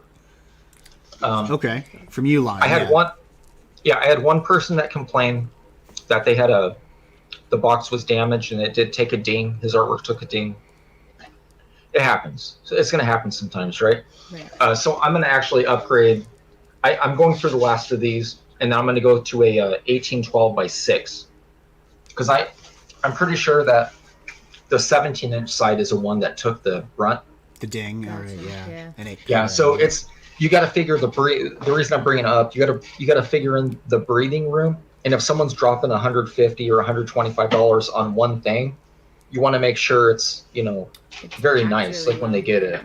Yeah, absolutely. Rob Arnold just sent me a page off Replicator, and he sent it to me in a nice cardboard sized mailer like that. But he also put it between these two weird plates of like particle board almost. They're super thin, matte board maybe, so that if it did take a ding, it wouldn't actually touch the art. And I was like, holy crap! He actually like took additional material and sandwiched the art between this stuff, and then put it in a box. I could run upstairs and grab that. Are you sure he didn't? Are you sure he didn't use some Australian crackers? Like I heard that they eat some. Like I heard they're. You know what? I haven't. If you take a bite of one and see if it's. I'll find out. Hey, Oliver. Hey, what is up, Oliver from 656? One of the coolest mofos around. How's it going, my dude? Thanks for showing up and hanging out with us. So, do you want to stick around while we do this this giveaway? Do you have let me ask you, do you have any additional words of wisdom for people like me who are doing our crowdfunding in 3 weeks, launching our campaign? Don't be afraid to ask questions and try to. For myself, the thing that I did to ensure that my bases were covered is that I tried to equate into every tier the costs. A lot of people don't do this, and then they get hit with it later, and then they're like, this is an extreme example, but man, I just crowdfunded for $55,000. How do I have a negative $500 to play with right now, right? And it's because people don't do the math. You got to do the math first before you, and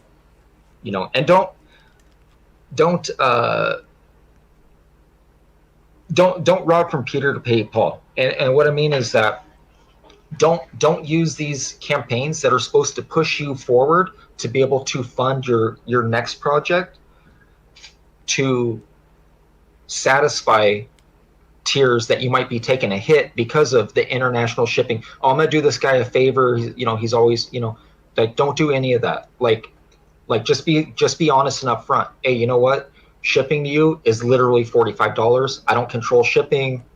You already know the spill. It's usually a shipping thing. It's usually a shipping issue.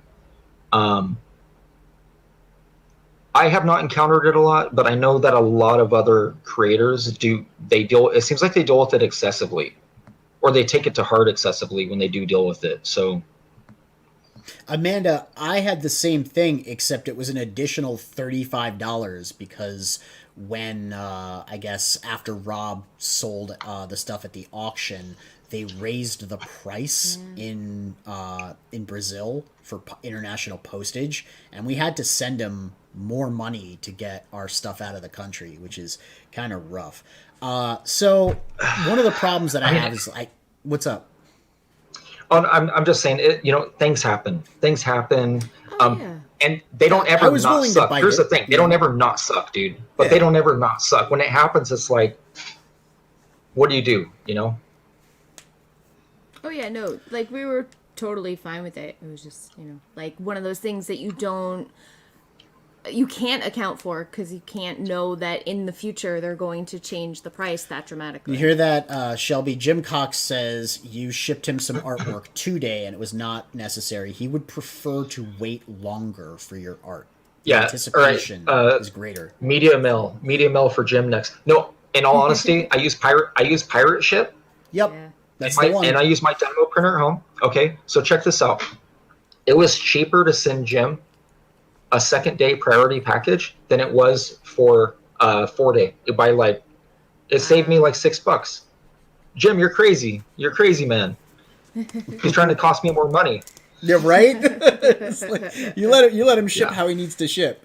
So okay, I know people don't do it. I don't know. I'm thinking about doing it. I would like your take on it.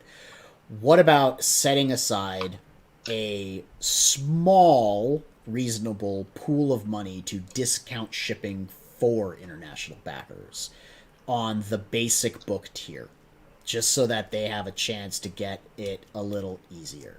Not discounting it to the point of like American books, because 10 or under is what you're going to get if you're shipping domestically.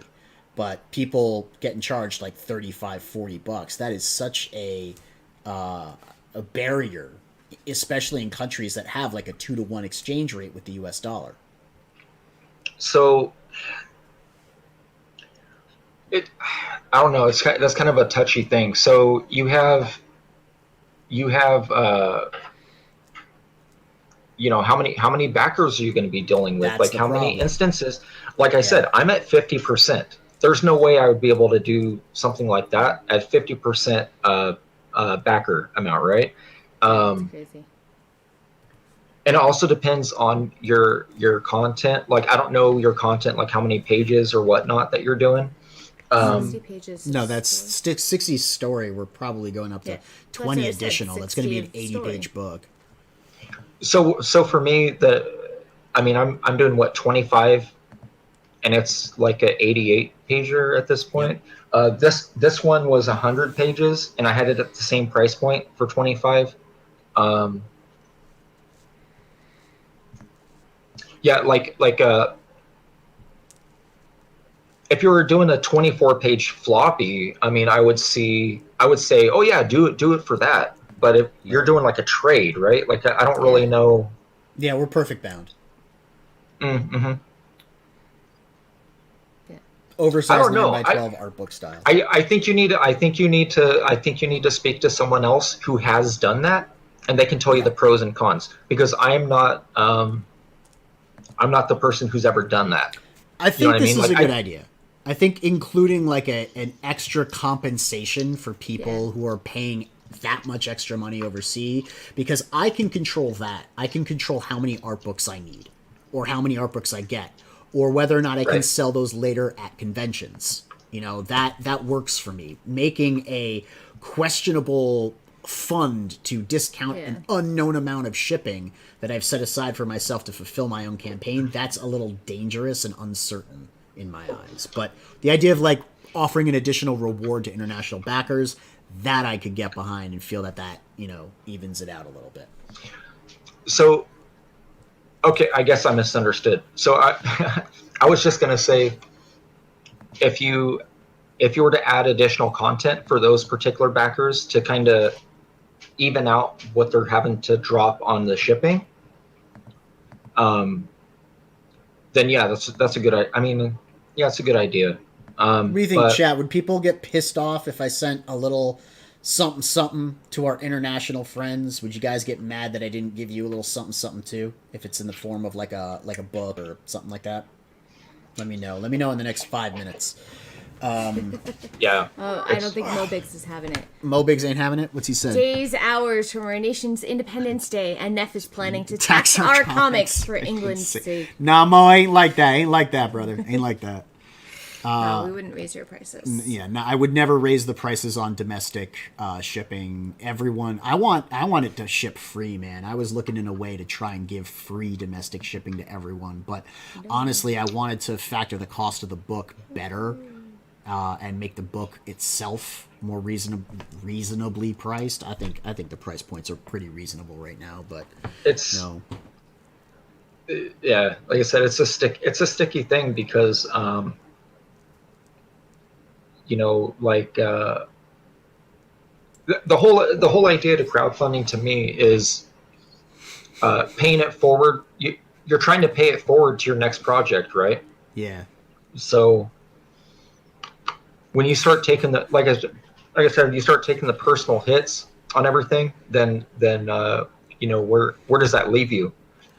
You can't sustain on that. You can't sustain Absolutely. on that. You can cover the cost of doing business. That's the way that, I'll leave it there. You can cover the cost of doing business, but if it's an uncertain quantity, if the X factor is too great, if the risks are beyond your fathoming and the margins aren't there, then it'll run you out of business. If it's a calculated risk, and you can make an estimation and factor into your costs that type of expenditure, I'd say why not? Just go for it. But I'm probably talking to you. I'm probably not going to try and discount shipping internationally on this campaign. There's too much. What do you think of? I mean, this is kind of a weird thing, but what about? All right, Amanda, that's a good point. I know that. I know that Rich Meyer, is it your boy Zach? I know that he pushes a lot for international to buy multiple copies so that it makes the shipping worth it, right? Mm-hmm. And I know that's kind of a weird like way to try to promote it, but it makes sense. Like, you're better off, you and 3 of your homies coming in and buying multiples of one thing so that the shipping evens out between the 3 of you versus each one of you dropping $30 to get a trade paperback. You know what I mean? Right. I don't know how successful that is for him, for your boy Zach, for all his campaigns. I don't know how but I do notice that he pushes it a lot. Like, he pushes it. I've been watching these dudes for years, man. Like, I see that's the kind thing. of I see the way they do it, but like, I don't know how effective it will be for you on your campaign. I don't know how well it does, because they're not transparent about that, right? Right. They're not super upfront. Noah, I missed my opportunity to ask Narwhal about the colors, because I have an idea. I have a theory behind the colors. I didn't get to watch the full replay either to see if that question got asked on Bancroft, but I was really sore that I didn't get to watch that. The $4.99. Was it $4.99? Yeah, it was $4.99. Yep. Yeah. That was kind of a bait and switch, wasn't it? Yep. I'm talking out of my ass, by the way. I didn't back it. I have no idea, but I saw some imagery from it, and it I don't know. I'm not emotionally invested, but I know that it looked to me visually to be a bait and switch type situation. But again, more than anything, I didn't understand the color theory behind it. Like, we were shifting from primary opposing colors to secondary opposing colors in like, I don't even think it was like a conscious numerical sequence, but people were purple in one panel, then green in another, then red. So it was like they were cycling through different colors. And they're copying honestly, Hawkeye. I would just like to know. There's got to be a reason for that. It's not just random coloration. They're copying Hawkeye. My wife reads. She actually reads comics. That was a Hawkeye thing. Really? Literally, yeah. So what they did was, if you take all the thumbnails of the whole run of books, like literally, and you zoom out, it goes through the color spectrum. Oh, cool. Oh man. That's really cool. See, that's awesome. I would have liked to have been. They literally sniped Hawkeye's colorist. That's what Hawkeye colorist did. Yeah.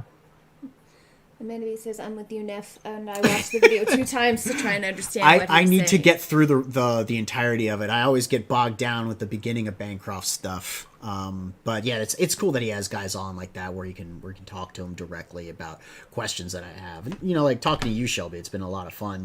Reminiscing, I guess, about stuff. But like, if I had 94 Volume 1, I'd be asking you questions, bro. That's one of the cool things about this. Is like you get to meet people that made things that you've read and that you like. You have access to them. Why not talk to them about it? Yeah. All right. So we've got a question about what to do about international shipping that I haven't really figured out yet. I guess that was the thing that I noticed a lot of people on a lot of campaigns were kind of struggling with, and I wanted to step out there and maybe try my hand at offering a solution and see how hard I failed, but yeah, I have zero maybe solutions. We don't do that. I have zero solutions. The thing that I do is I self-validate it, because I'm like, look it, man, they're getting like, a dozen trading cards.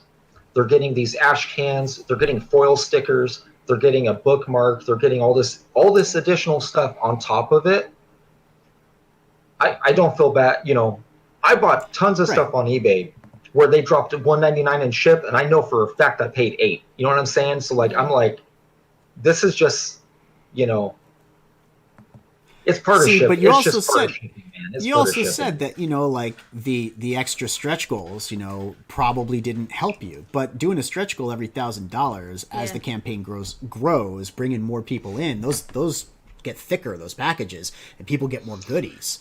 And you want to make sure everybody gets more goodies, but you don't want to worry. Yeah, you don't want to overblow the weight limit. You got to factor in the weight. Yeah, I'm with you there. I already know that. Yeah. You also need to be careful about whatever.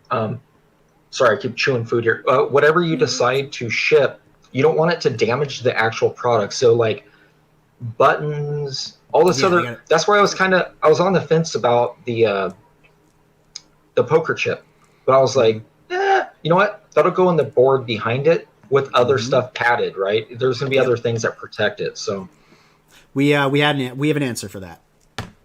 Because I can't give away this stuff. I can't talk. I could talk to you about it backstage, but I can't give it away to the people watching at home. But yeah, we looked at that too. I was already got very it planned out. worried.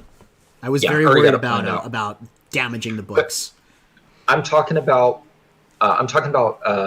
pin backs and stuff like that. Those are the things that I am absolutely avoiding. I am avoiding all those. Yeah. See, I think it's possible to do them if you package the pins well. If you're doing pins, I'm not saying we're doing pins. Yeah, but you have. It takes you a have little to do bit of this extra particular- doing, and you have to look into a way to do it to package them properly. You also have to have additional room inside your mailer, and you have to make sure that your mailer doesn't buckle easily in the middle. I just got something that had a metal print in it, and the metal print is like bent up from the corner. Like I have to contact the guy and be like, I can't. This metal print I can't do it. It's broken, basically. Metal prints you can't fix. You can't fix them. Yeah. Exactly. I can't hammer that back into place, man. That thing's done. And it's sad because it's gorgeous too. But I backed that high tier, which is like, Because and you you get the wanted- metal print. Yeah, and, because you wanted I got the the metal metal print, and I can't keep it. So that's so heartbreaking. But like I said, this is a boutique industry, and so you can contact a creator and be like, hey, my print's all messed up, and they'll probably take care of it. And if they don't, then they're screwing the customer, and I'll know better for next time, right? Yeah. Is 24 Eyes asking about 94, or are they asking about something else in particular? I don't know if they're talking with someone in chat or if that was a question. I think it's for So, you because I don't. 24 Eyes, the I've seen in first chat. one. The first one, 94, was the collected anthology of the 3-issue miniseries. This one is a continuation of it, and the next one is going to be a continuation of this one. But you don't have any more copies of 94, was what you were saying. You weren't going to go back and print more. So has he catch up? Is what he's saying. Yeah. So that's why I'm going to go back and do a redistribution or a reprint of the original floppies. I'm not going to reprint I'm not going to reprint the Perfect Bound Volume 1. It just doesn't make sense to me financially. Okay. So going and doing the individual floppies, though, makes a lot of sense because they're different than the 94. And that means that if people wanted to get the individual floppies, they could still do that. And it's smart that you're not double dipping and hamstringing yourself by offering something you've already sold. Smart. Right. They're print on demand. These have a minimum. Print on demand does not. That way I can just fulfill for the ones who want it. Okay. That's cool. But I am thinking that whenever I do the Ragetality War 2 book, the reason why I had brought up digital is because I am thinking at some point I'm going to have to offer it. And I was like, well, you know what? With Ragetality War 2, what I might actually do is a digital bundle and just paginate them all as one book. Neat. So 94 all the way through Ragetality War 1 as a digital add-on PDF that they will, automatically receive. That's very cool.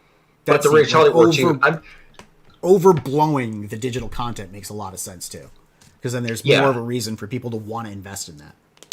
Yeah, and I might do something special too on the digital side, just because of the fact that so many people have backed the physical books.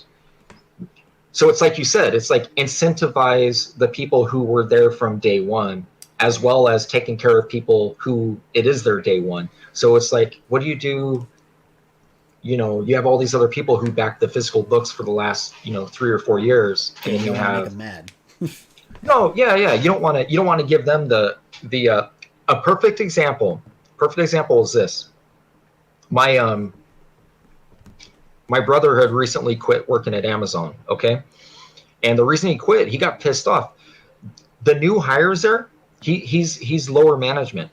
The new hires are getting hired in at $1 more an hour than his position, and he's been there for 5-6 years. And it's because the way your raises are set, the staircase they have set up for their raise increments does not equal the higher end rates, and then they hit those increments. So he would always have people working below him that he's training consistently making more than him That's on a salary scale. So what he did was he quit. And he told me, dude, I literally, no, that's what he's doing. He's going to go back in like 3 months, and he goes, I will literally make like $4 more an hour than I made when I quit.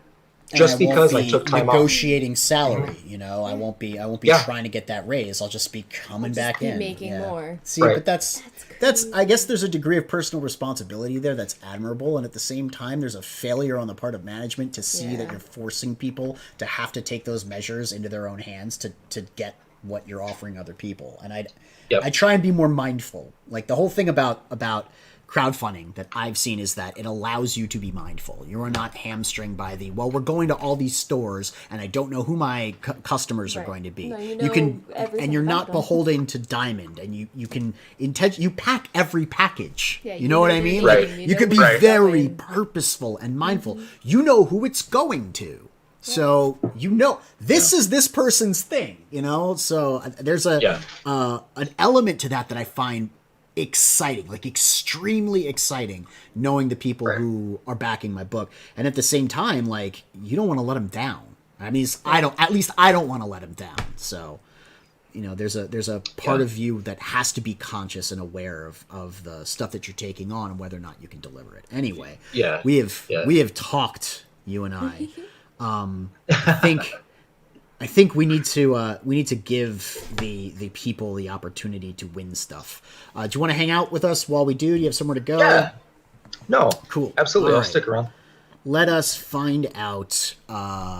You know how you're doing this, right? You're just going to bring up the random number generator. Yeah. You're going to enter in the number of backers, and then you're going to find out which backer it is, and then we're going to notify them. Do you also want to show them the cool stuff that they could win?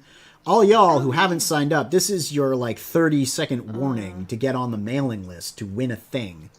Okay, well, hold on. I have to get the newsletter up. Okay. Oh yeah, and the newsletter just went out yesterday. So if you were signed up, you got that. Second newsletter went out yesterday. We're 3 weeks from launch, so we're sending out newsletters every week with cool updates. The last one, you got a peek at 2 of the covers, as well as some of the stretch goal merch and new print. All right.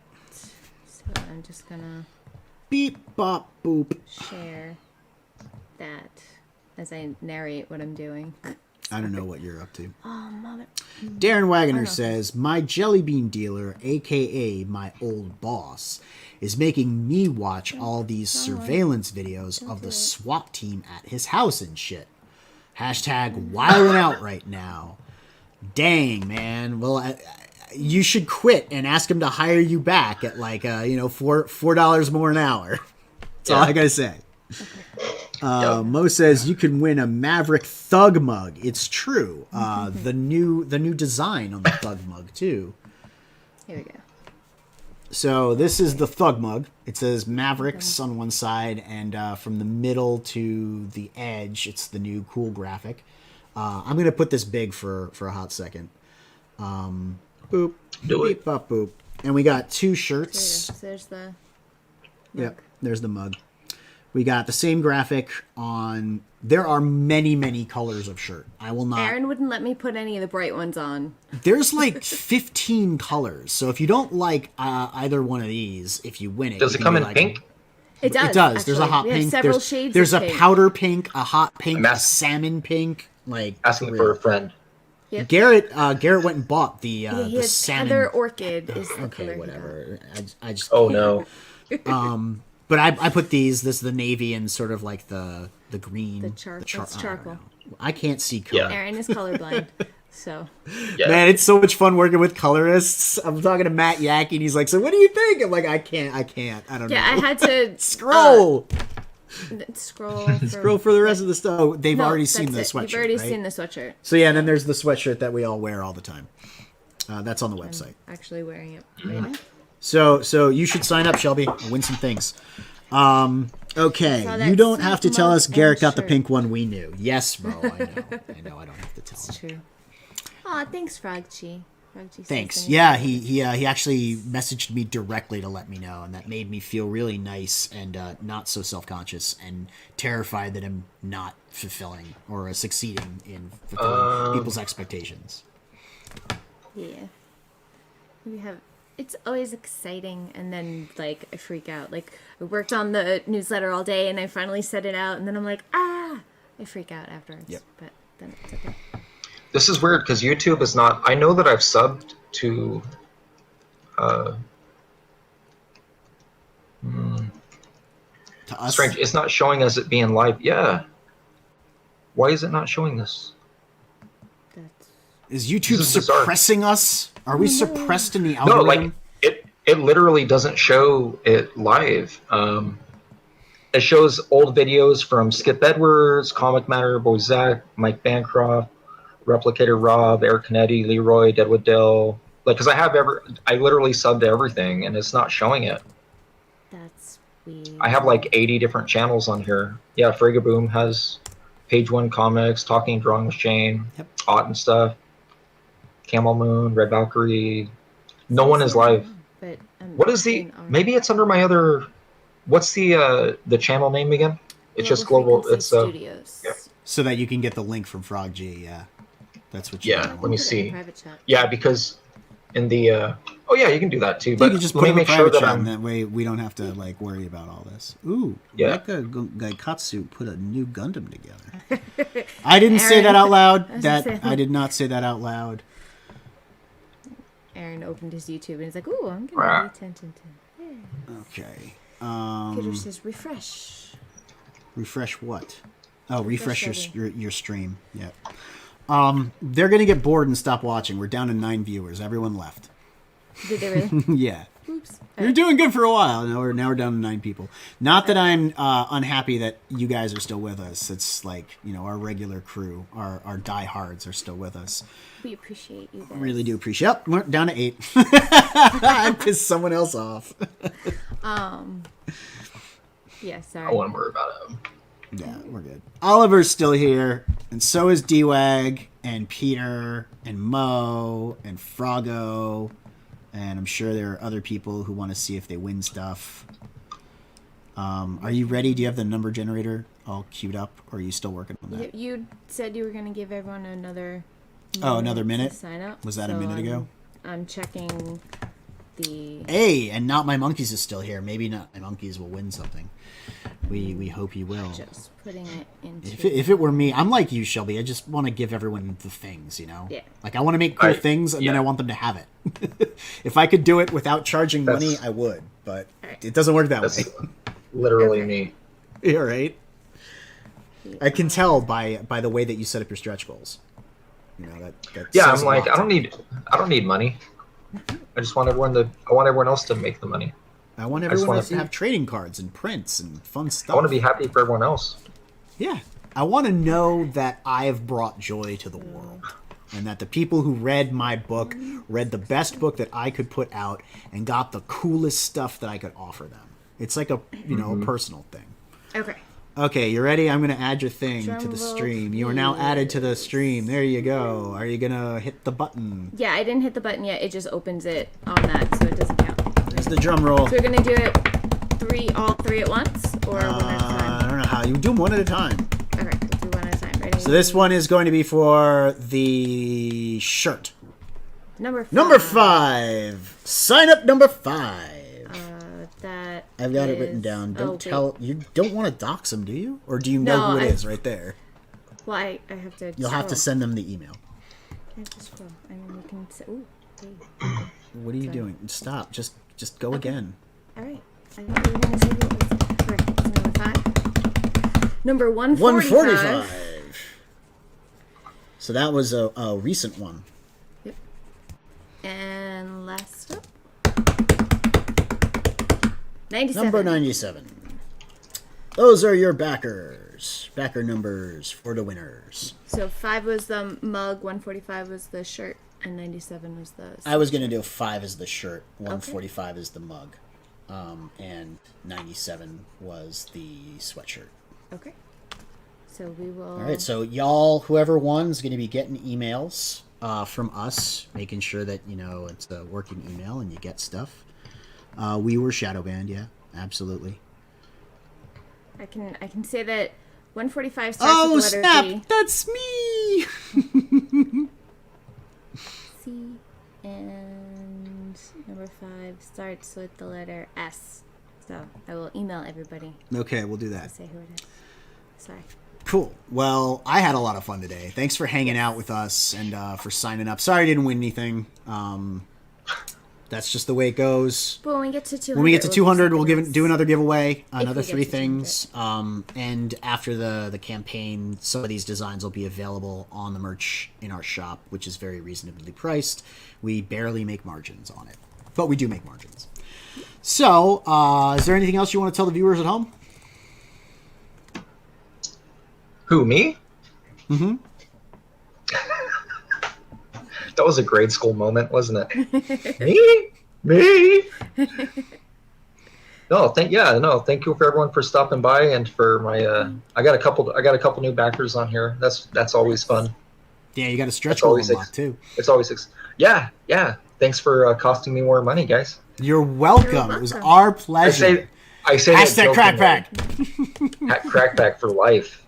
Exactly. So Mo Big said, "Hail the panel, hail the chat," and I thought he said, "Hack the Planet? hail the planet, hack the planet." Yeah, well, Hack you're the just planet. tired. We've been Yes. going at it. Yes, exactly. Hacker's such a good Hack movie. the It was a really planet. good movie. They're trashing our rights. Trasher. All right. All right, so that's going to be it for us today, guys. Thank you so much for tuning in. Don't forget to like, subscribe, click the bell for notifications. And Yeah, tune click into the bell. frequency. We'll see you next time.